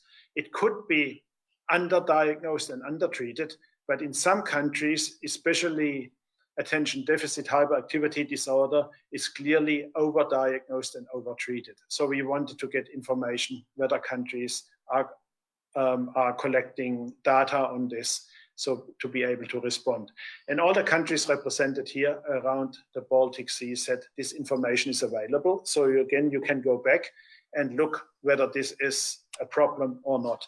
And similarly, we asked about prescription rates, because sometimes the prescription of the respective pharmaceuticals, medications, is a better indicator of what's actually happening. And here again, most of the countries said this information is collected and made available. How do we respond to adolescent health needs? Well, from the surveys and the work in countries, we realize there are some approaches in our region, and you might find this in your countries as well, which are over-relying on screening. Screening for any health problem, including mental health problems. So what's the problem with this, which has been suggested in some countries to be used for addressing suicide rates? There are several problems with this approach. Number one, it raises ethical and consent problems if you are screening somebody, especially a young person, without really their full consent to it. Second, there is actually no evidence that screening for mental health problems, particularly for suicide, works. And therefore, we believe we need to find alternatives for it. And the alternative which we suggest, and my colleague Dan is talking about more alternatives afterwards, is the development of adolescent health competencies in health workers as an alternative. WHO has published a document, which I show on the right-hand side, on core competencies for adolescent health and development in primary care providers. This is being promoted by a collaborating center in Lausanne in the form of UTeach. I've put this name down so you can Google this easily again, which has, as a training course, many components which are relevant for providing care to adolescents, teaching about adolescent development, and then going into areas which are of particular concern today to us: sexual health, addiction, mental health, eating disorders, and obesity. And this is particularly relevant for school health. Again, I know you have a history in several of your countries what school health services have been put in place over the many years. And as I said earlier about screening, many of the school health services rely very much on screening, and with an administrative burden which fills in a lot of forms and paperwork. And we would rather like to promote a new model of school health services which provides the services which children need. They are easily accessible, based on an individual response and counseling, and bound by the principles of adolescent-friendly health services, confidentially, and patient-centered care. So this is a particular aspect of adolescent-friendly services. Coming towards the end of my talk, I just want to spend a few minutes on how we know something about adolescent health-related behaviors. And I realize you had a previous talk by Professor Kastytis Šmigelkas, who is the PI of the Health Behavior of School-Age Children network in Lithuania. So this HBSC is a network of collaborators who are interested in adolescent health, and the map on the right-hand side shows you which countries are currently in this network. So almost all countries in Europe are there. It performs a survey every 4 years since the 80s already, with the same methodology, with some country adaptation. So it allows us comparison between countries and along the timeline. And the last report, which I show on the bottom here as the cover, was released just this year in May 2020. If you are interested in the data, they are all on the WHO Euro Data Gateway, and you can download the report from our website. So just to pull out one aspect of the survey, and these are health problems reported by adolescents in the age groups 11 to 15. And these spider diagrams are broken down into girls on the left-hand side and boys on the right-hand side. You can probably not read all the different components of it. I read them out. It's headache, stomach ache, backache, feeling low, irritability, feeling nervous, sleep difficulties, and dizziness. When you look at the black line that shows the 11 years old, it is still relatively low, and for boys it remains relatively low. But the worrying thing is on the left-hand side that as girls are growing older, they are having more and more problems, particularly mental health problems. So that's clearly something which we would like to address. And we need to address it in the society, but we also need to address it through school, because as children getting older, school pressure increases. So therefore, we believe schools play a very important role in health promotion. That's where they are a longer period of their lifetime, and we can use this environment for getting into better habits and setting better examples and teaching them life skills and health literacy. And as I said about the school health services, it provides convenient access to counseling and services. How do we take this work forward? We are working at the moment to develop a new strategy for child and adolescent health, which tries to bring together the different components, addressing shortcomings of the previous years, looking at the problem statements and converting them into positive standards to achieve.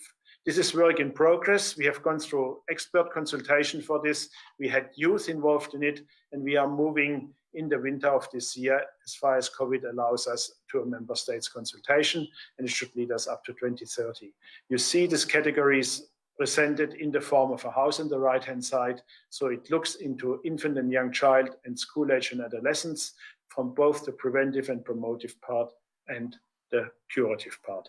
So this is work which child and adolescent health is doing together with our colleagues from the other divisions.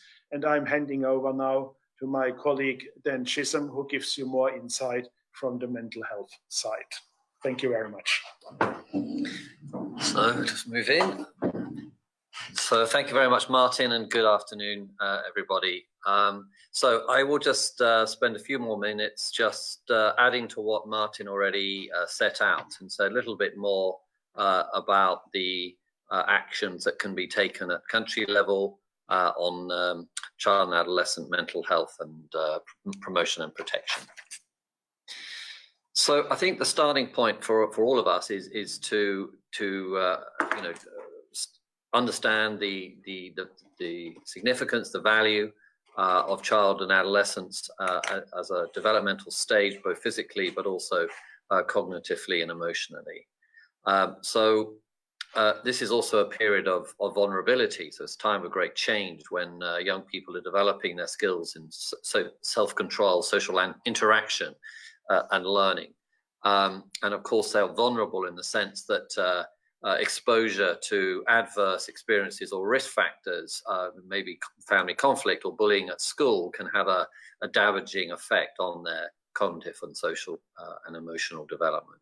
So these are things that can happen but right within an individual and within a family context, but also more broadly, we need to consider a broader socioeconomic, socio-demographic situation that children grow up in, including the living conditions or neighborhoods, and those in turn may also have an influence on the choices and opportunities that young people have. So what I've got here is an example of some, if you like, trajectories right from before birth, in fact, preconception. Even at that point, there are risk factors as well as protective factors that are in play. And so, if we take, for example, the blue, the higher trajectory, this is trying to kind of illustrate a healthy trajectory made up of a constellation of protective factors over time, whether that is having healthy parents, having good stimulation, mother-infant stimulation in the first in the perinatal and immediate postnatal period, through to positive parenting, having good scholastic school environment and life skills training in schools and so on. At the other end, the red line is showing some of the risk factors that can lead to poor mental health. And so essentially what we want to see, of course, is actions that address the negative risk factors or exposures to those risk factors at the same time as promoting and ensuring the protective factors over time. And it's because of the formative nature of childhood and adolescence in mental health formation, the consequences of getting it right in this early period are fundamentally important for adulthood as well. And I think this is why the HBSC study is so important to all of the countries who participate that, because it is providing over time longitudinal monitoring data on several of these risk and protective factors, so you can track and see where the issues are emerging or changing over time. And so I think it's an incredibly valuable resource, and there is considerable attention being made in recent and also future planned versions of the HBSC on mental health aspects. Now, I just wanted to introduce this concept for those who may not be familiar with it, of the concept of adverse childhood experiences, because actually this is a remarkably powerful predictor of subsequent difficulties and challenges. So by simply asking questions, as shown there on the left-hand side, about what children might have been exposed to before their 18th birthday, you can actually predict with some precision the subsequent effects of that, and some of those effects are showed in the pyramid as you go up from the bottom to looking at issues around deteriorate or effects on functioning, on behaviours, and on potentially on disease outcomes as well. I'll just give one example of that. So if we start counting the number of ACEs, or adverse childhood experiences, you can see that the more adverse exposure to adversity, the more likely the chances of subsequent poor outcomes, health outcomes. In this case, we're showing the risk for suicide attempts. So, for example, when you have 4 childhood adversities, you were looking at about 3% of that population attempting suicide. And if you keep on going up to the far right, 6 or 7, you see that it dramatically increases to 10 or more percent, one or more than 1 in 10 of that population with that many adverse experiences. So this is just a summary of the overall what these lead to, both in terms of morbidity and in terms of suicide mortality. And across the WHO European region as a whole, which extends to more than 50 member states, we see that, in fact, there are around 17 million kids who've got one or other of these disorders: substance use disorders, a developmental disorder, behavioral disorder, severe mental disorder, or a common mental disorder like depression or anxiety. So it's extremely high. It's around 1 in 5 of the population. And from a mortality perspective, we see it, it's well established that self-harm and suicide is now one of the leading causes of death in this age group, and actually around 15% of all deaths in this age group across the European region. So what to do? I think it's feasible to summarize or encapsulate some of the approaches through these 4 overall strategies. The first one is around protection, mental health protection, and that is through social, financial, and legal measures. So, for example, child protection laws, as well as promoting universal health coverage amongst in this age group.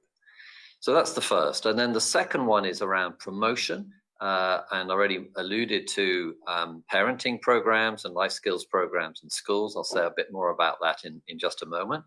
And then we move through to the kind of prevention of some of those risk factors. So it might be around the alcohol control measures, for example, as well as having interventions through digital and other means for self-care or preventing anxiety and depression. And then only then do we come to the care and treatment end of the spectrum, if you like, where we can do a better job of identifying early and managing developmental or behavioral disorders in this age group. So what this is providing is just a kind of introducing a kind of dimensional view of mental health, so that we're all on this spectrum somewhere, and we might have a moment in our lives that leads to distress, and some people might develop a mental disorder or mental health condition. And along this spectrum, there are, of course, different, this is referring back to the promotion and prevention aspects and treatment and care. And I put below in the red some of the WHO tools that are available for addressing some of those. So I'll just spend the last couple of minutes talking about a couple of those. The first one is helping adolescents thrive. So this is actually a very new output that's a set of guidelines for mental health promotion and prevention developed by WHO and UNICEF over the last couple of years, and the guideline just was released back in September.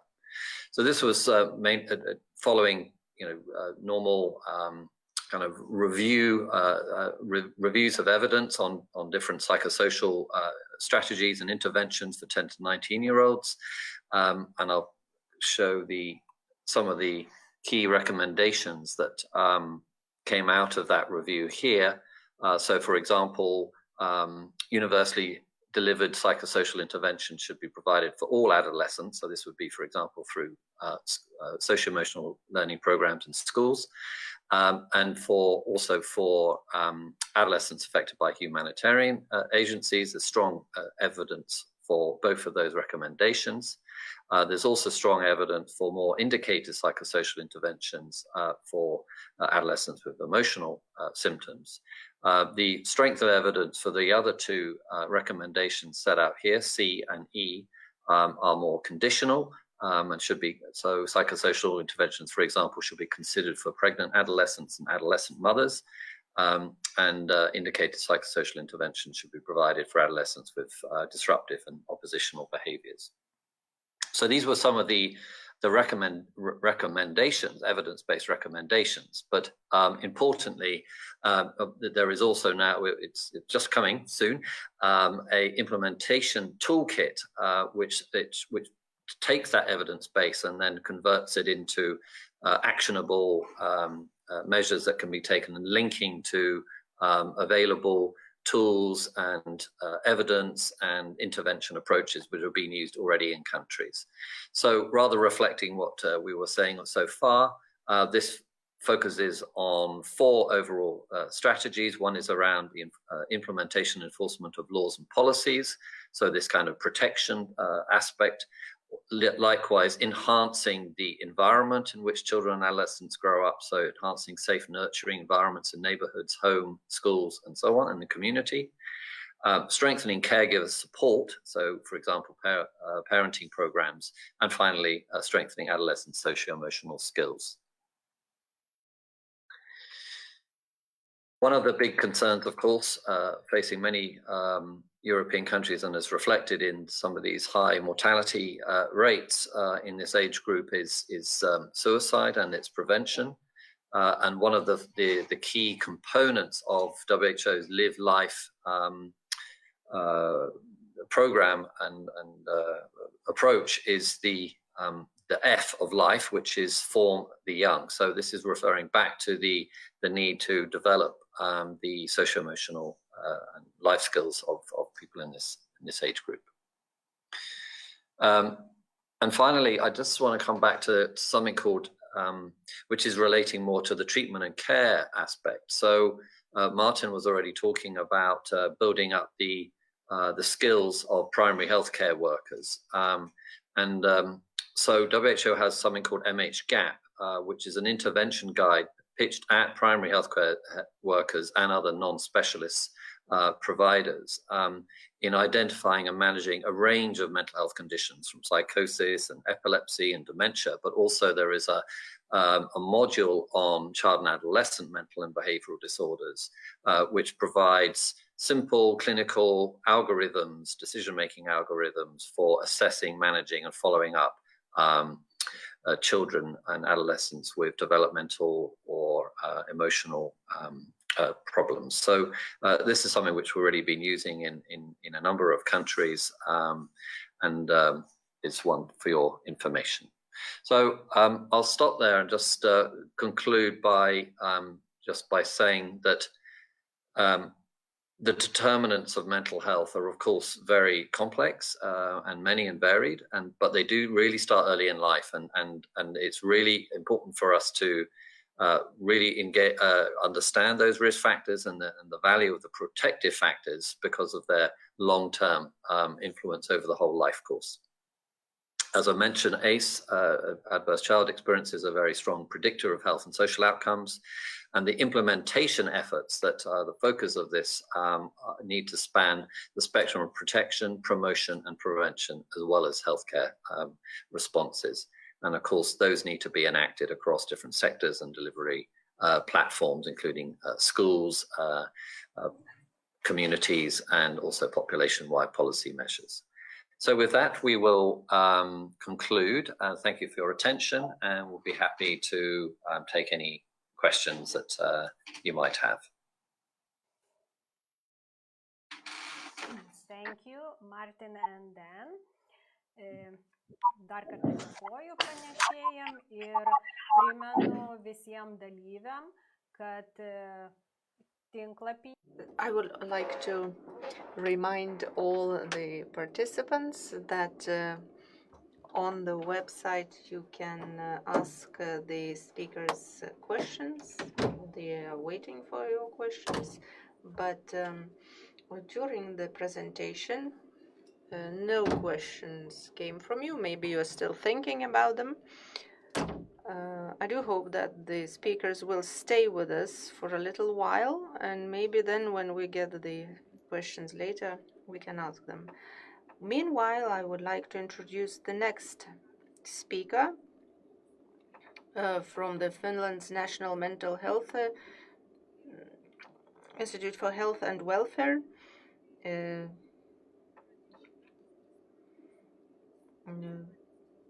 The presentation will be about Finland's National Mental Health Strategy and Suicide Prevention Program. As I understand, this program has been approved in Finland only recently. So please, Ms. Ulla Korpilahti. I'm working as a research professor at the Finnish Institute for Health and Welfare in Helsinki, Finland.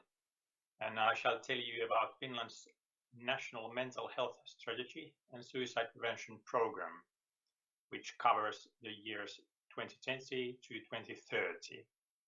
It was published in February this year.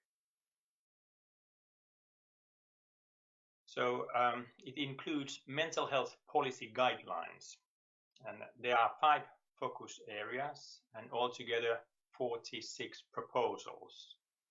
One of these focus areas is called Mental Health for Children and Young People. It aims at developing positive mental health in the daily lives of children and young people.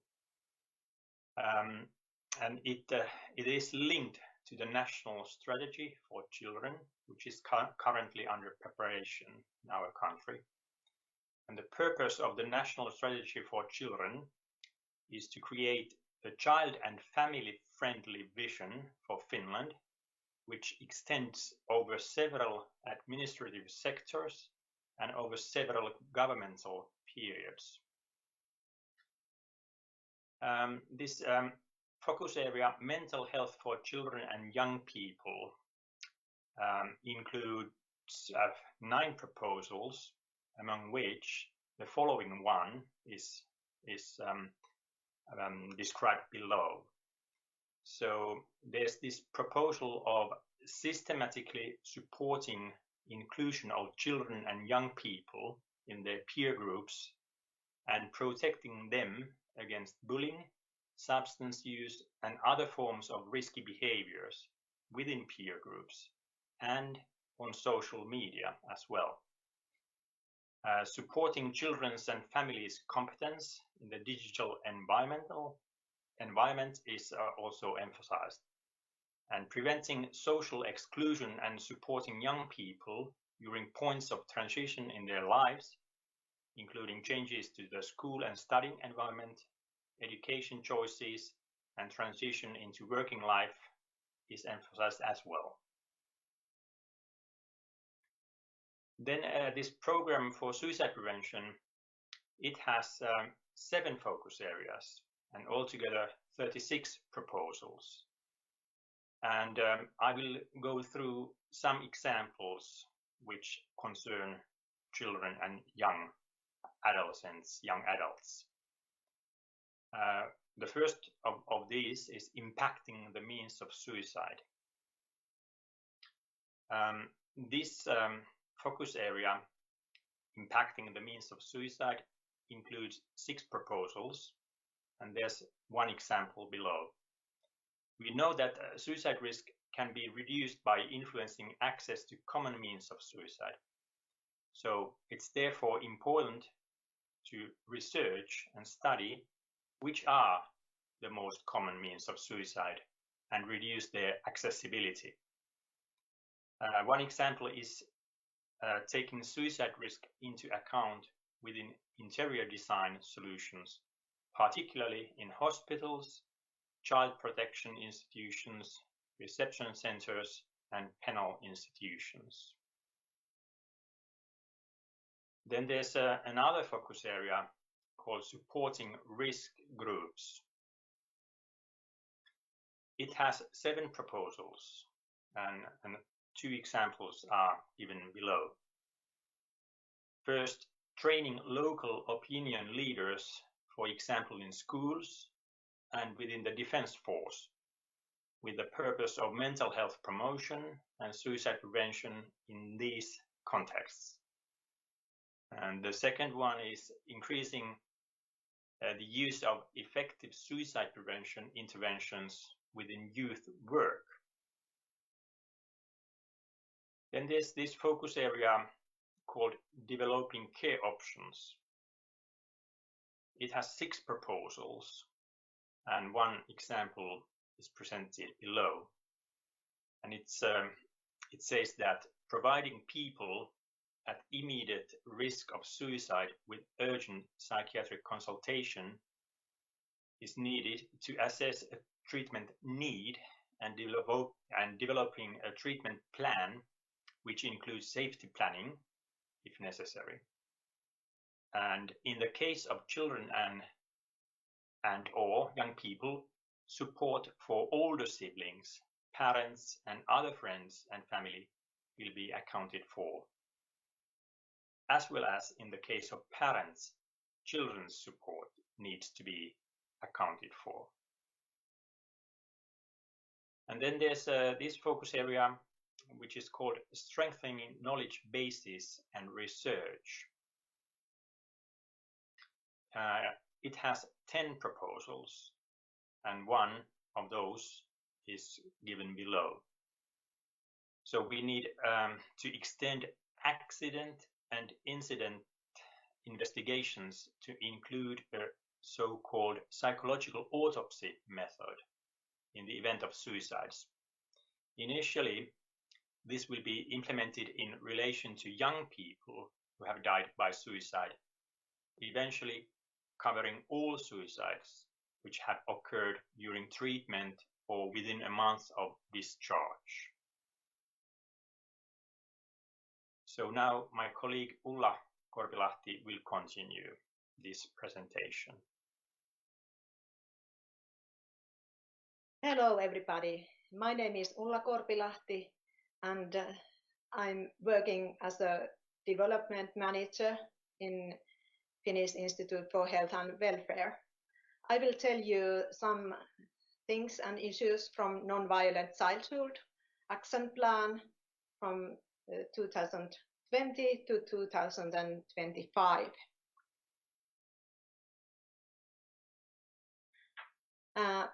Our action plan is worldwide large. It contains 93 actions in 14 chapters, and we are going to preventing emotional, physical, and sexual violence against 0 to 17-year-old children in different growth and operating environments. It contains also chapters from laws and agreements, research results, statistics, and it emphasizes multi-sectoral cooperation. We have a steering group nominated by THL, it including 5 ministries and with them 28 expert organizations and NGOs. This steering group is responsible for monitoring and evaluation. And we are so happy to have collaboration with End Violence and Pathfinder Network, which is started this spring.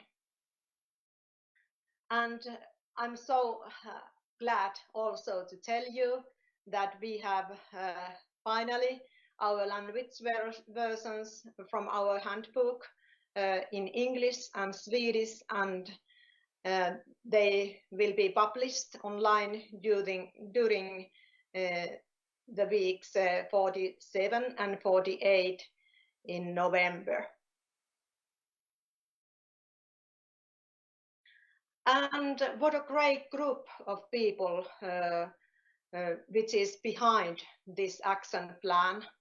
We have had 6 editors, we have 80 writers, authors, and we have 42 referees, we have 36 commentators, and 40 statement organizations. I'm so thankful these experts who has done this work together. And our key concepts of our action plan is based on INSPIRE strategies, and we have child maltreatment, bullying, youth violence, intimate partner violence, sexual violence, emotional or psychological violence, and witnessing violence also.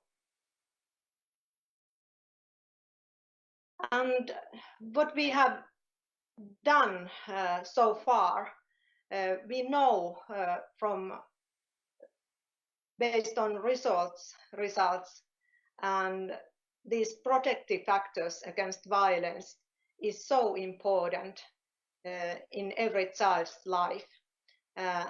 We have some results listed over here, and it based on the safe, prosperous and lasting relationship in child and youth life. Family time, access to aids and customized support, and appropriate treatment of special problems if needed.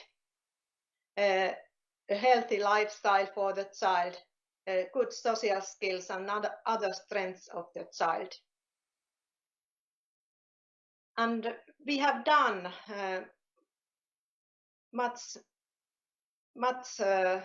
we have done multi-sectoral work already in Finland. We have a long and well-monitored tradition to support parenthood and mental health, as well as help children and youth and families in maternity and child health clinic services, as well in school health care services.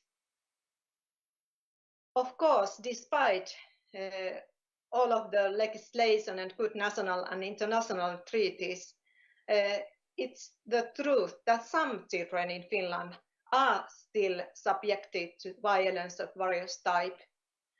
And I would like to say that this monitoring coordination of national work and support the leadership in different fields are really needed today also. And what is the situation in Finland, violence against children nowadays?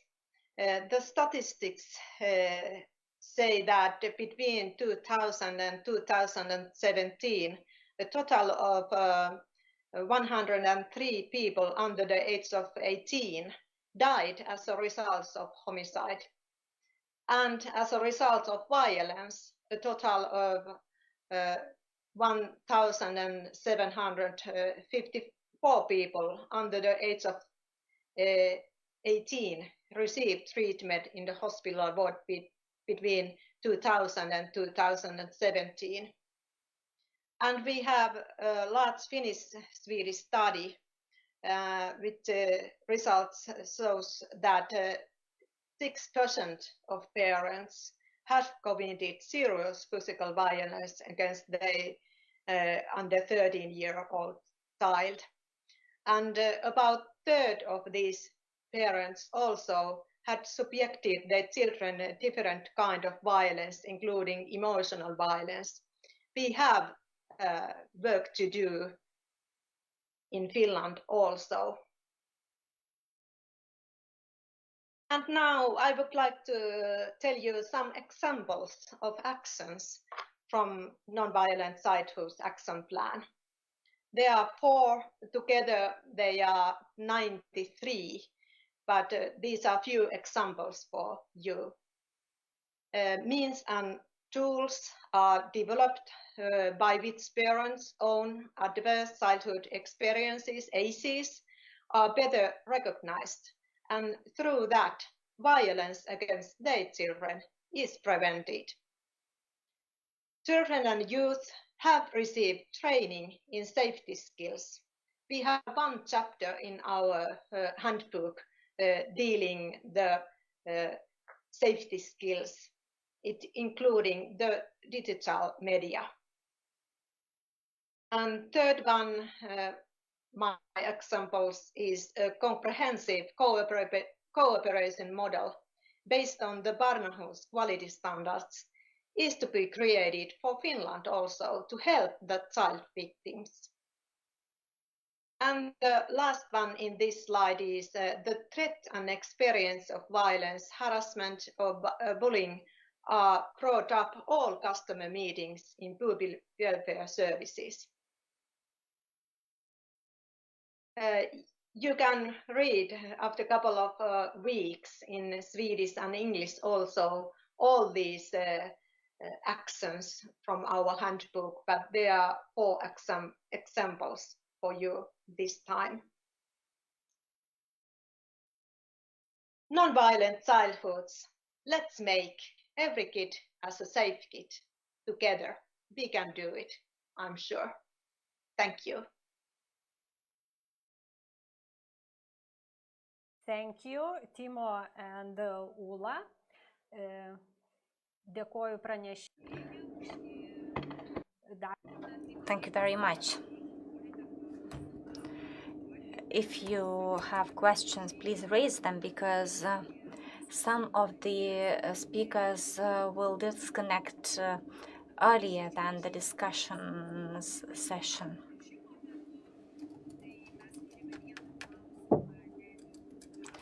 We have one question to Daniel. We will send the question by email because the speakers have disconnected, but they said that the questions may be emailed to them.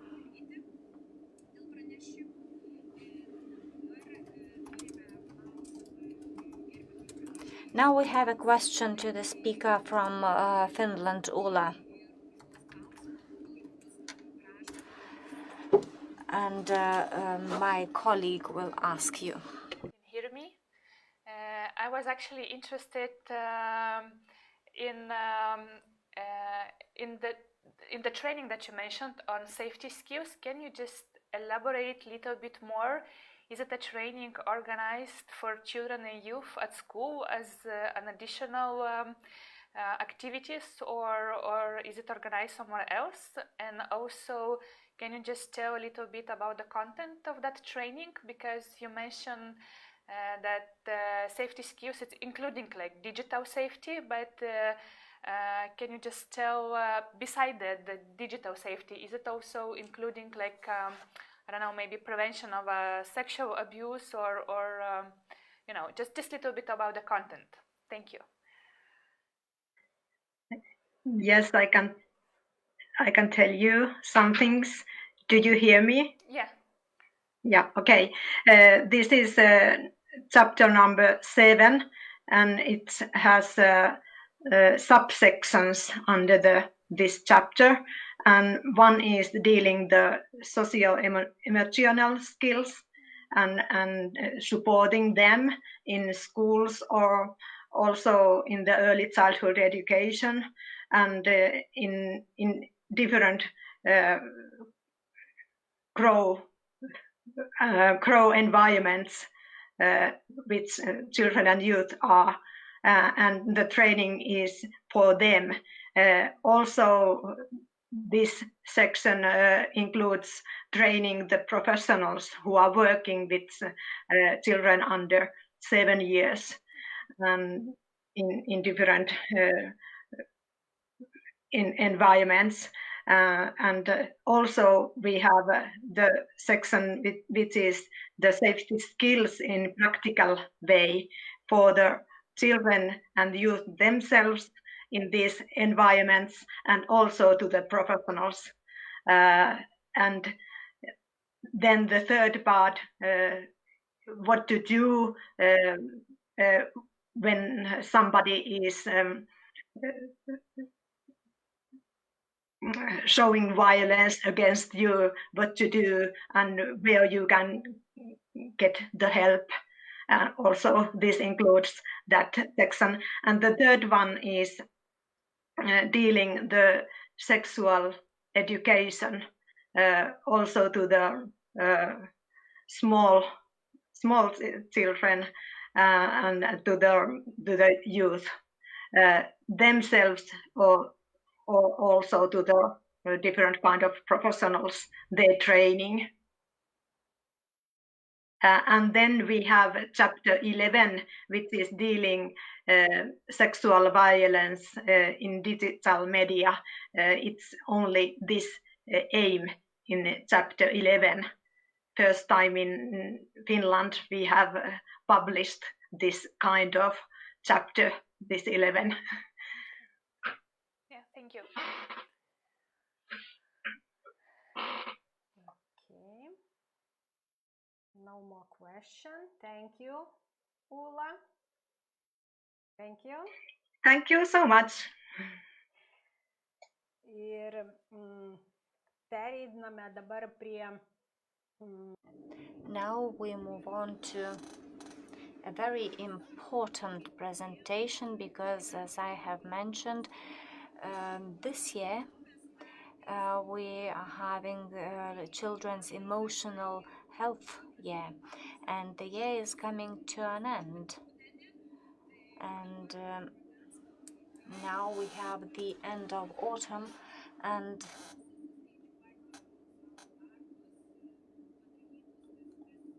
we will try to review what we have achieved during this year. Maybe some year remains as a challenge for the next year. And now I would like to give the floor to Ignas Rubikas, who is head of the mental health unit, and he'll review the situation of this year, which is the year of children's emotional well-being.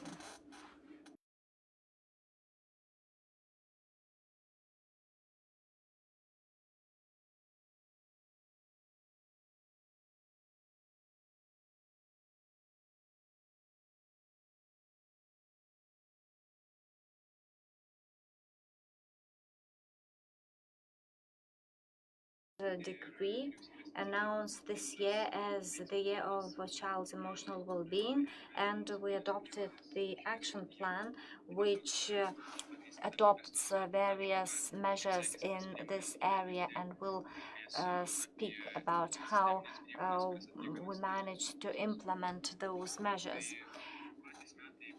The year itself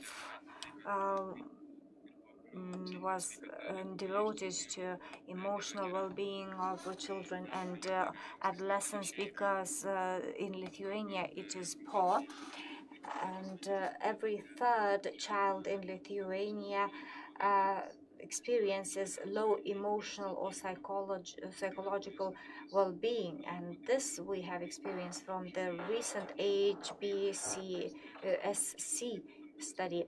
Every third child feels not belonging at school, and 3 out of 4 people experience stress due to over-learning, due to excessive learning workloads or marks. Then we also have a very relevant problem of electronic bullying, and this is the most frequent online threat. And there's a high use of psychoactive substances. 9 out of 10 teenagers have tried alcohol 1 or 2 times at least, and 1 out of 5 has tried drugs. We also know that in Lithuania we have quite lots of bullying among 12 or 14-year-olds. The situation is improving, but it is still not excellent.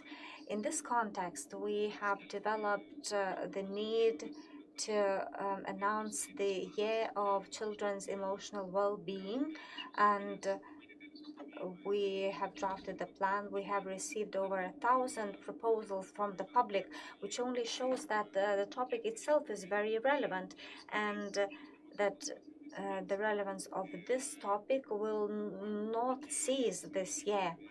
What did we expect when preparing this plan? It was not only to mention the year itself or commemorate things. We tried to think about that and look for solutions, but we also wanted to implement certain systematic decisions, because we cannot make many systematic changes, but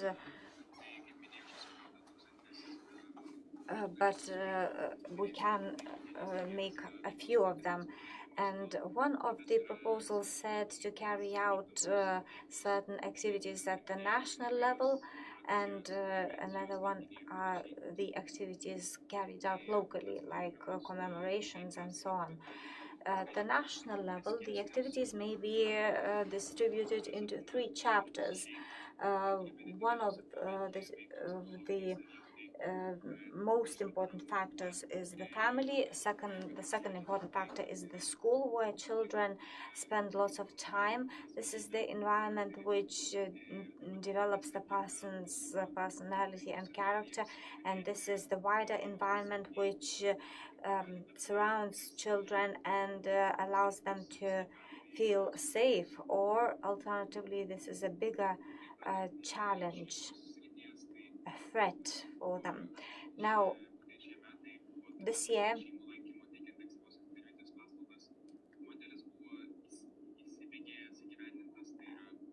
was the year of visiting families to provide early intervention services. This was for pregnant women and children families raising children up to 2 years old. The model was coordinated with responsible authorities, competent authorities. Then we also have another parents training program, Unbelievable Year, and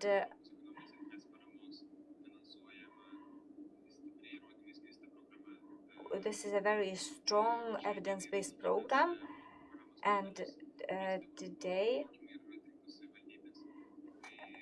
we have selected the model, and we have selected the local authorities, and we are now conducting group managers trainings.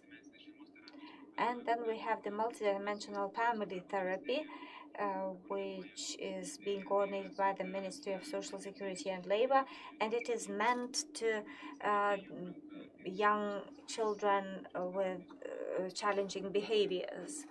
And we will start the selection of coordinators. All those three measures are examples of evidence-based programs focusing on specific groups, which are being now implemented in Lithuania.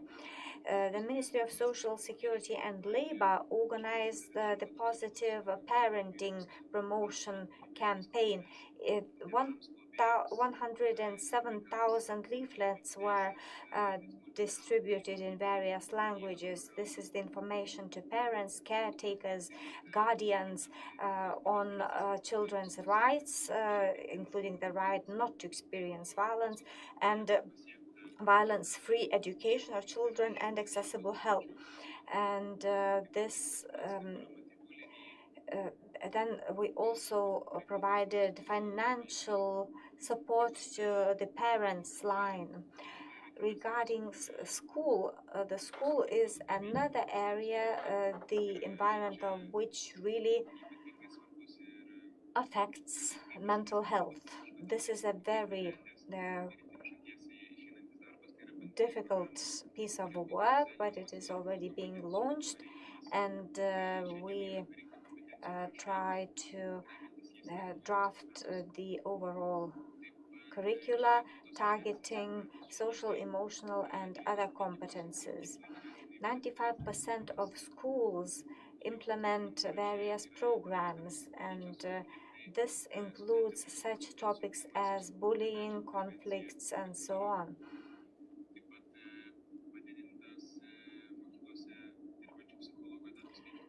We have also increased the number of psychologists working in schools, and we carry out the projects of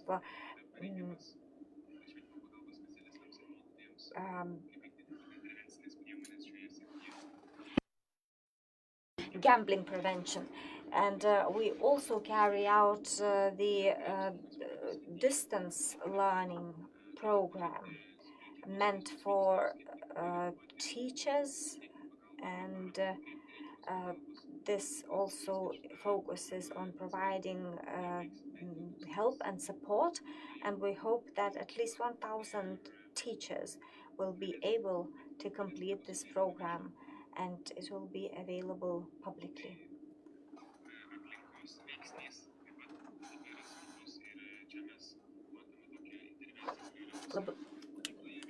The environmental factors are very important, and the early intervention program is meant to young people experimenting or irregularly using psychoactive substances, which means that they are not yet dependent, but they still use substances.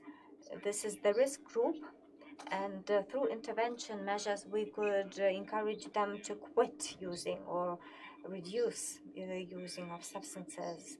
And this year we carried out the training to specialists, including supervisions. We started working with the police and tried to direct young people in the proper way through administrative measures. We also have various activities for young people, and also the activities to parents whose children abuse substances. New psychoactive substances are very often stronger than the classical drugs. The National Addiction Center organizes and provides various services like informing and consulting, training, and we also organized a campaign to the children of alcoholic parents, and we raised their awareness and did various social and information programs. Violence against children is very important.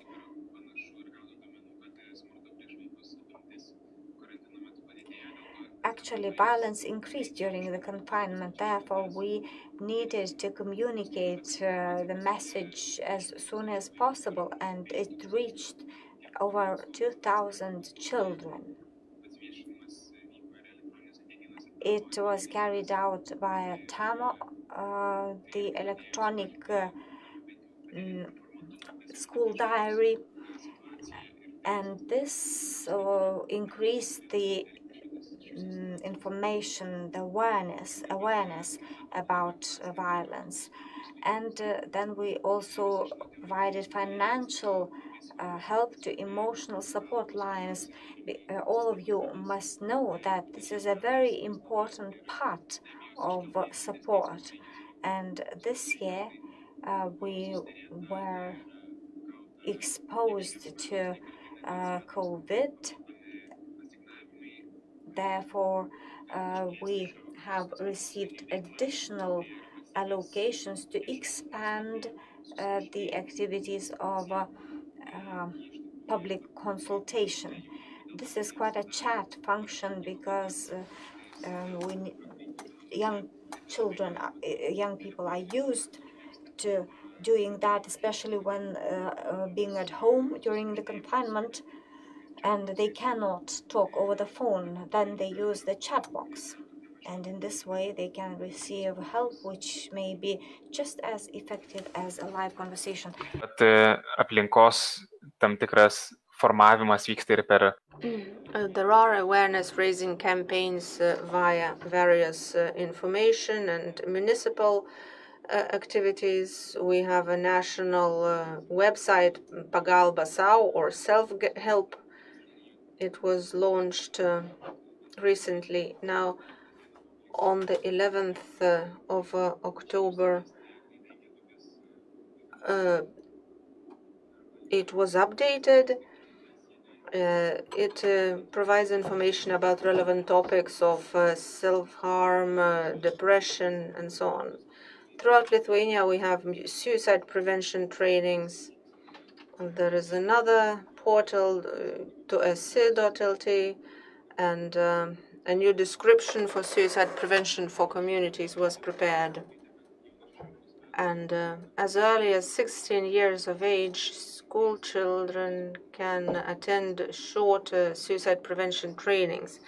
And we do hope that next year these trainings will be widespread across gymnasiums.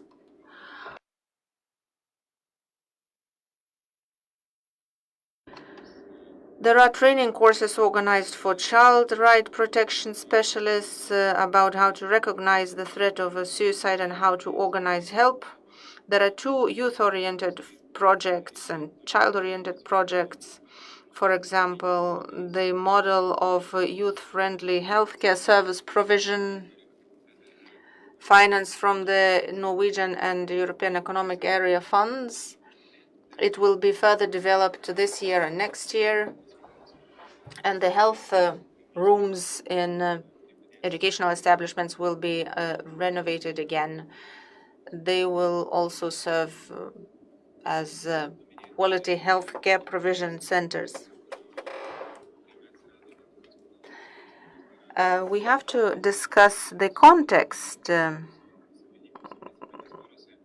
in which these additional services have appeared. For example, the psychological welfare and mental health strengthening services in municipality, community health offices.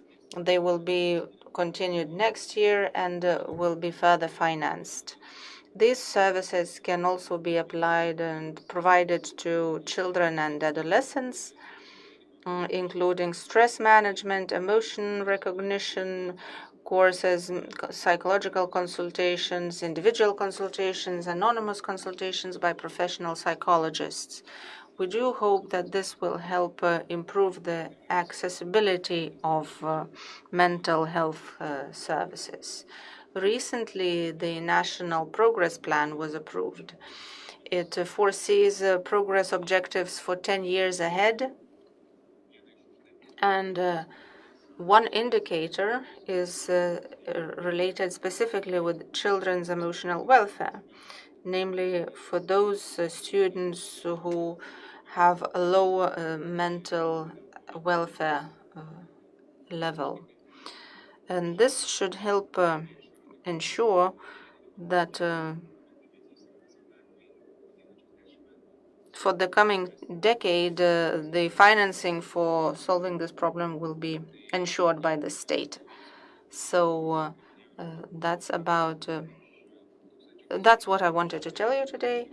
There were indeed a lot of actions and more than 200 measures approved. I tried to focus on the key initiatives and the new initiatives going on at the systemic level that have been initiated this year in the context of 2020 as the year of children's emotional welfare. Thank you for your attention. Thank you, Ignas, for the overview of the measures that have been implemented. And as the speaker said, some of the measures, especially those that have proved efficient, will be continued. For example, the emotional support service activities, especially in the current period. These activities will be financed and supported, and they are being transferred to another level too, for example, by introducing the chat function, because during the quarantine period and online schooling, it appeared that not all the children could had the suitable conditions to call helplines. They were afraid to do that, so they used very successfully the chat functions. As Ignas said before. There are no questions at the moment, but we have some time devoted for the discussions after having listened to all the speakers. So I would like to ask whether anyone from the speakers or participants would like to share their insights or the experience of their country, what they found relevant during this period. Any issues related to the emotional welfare of children or the best practices, and we will try to make it possible for you to speak.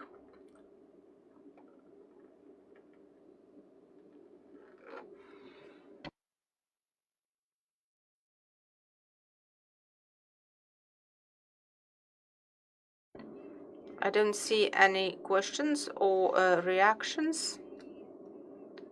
So to sum up,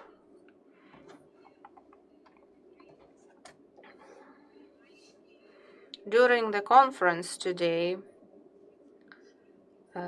all the speakers and other experts said that the emotional welfare of children is one of the priorities that has to appear not only on the political agenda of member states, but also be continuously discussed by experts, because studies reveal and the practice shows that the key factors influencing the emotional welfare of children are related with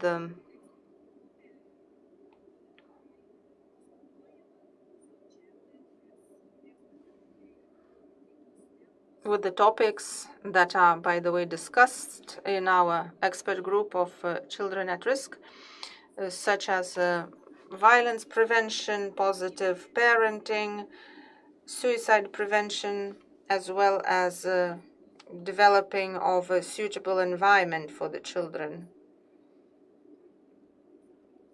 And the WHO representatives and speakers have also mentioned Another very important thing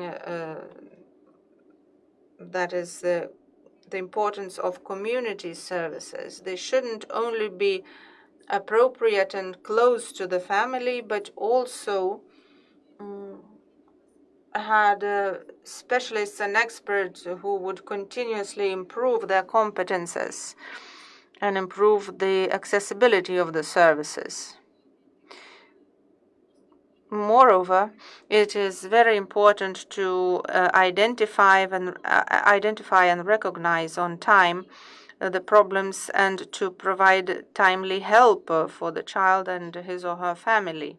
So I believe that this theoretical part that we had today, the presentations and the research data will serve as a very good basis for the discussion of experts tomorrow, and we will have really what to analyze tomorrow.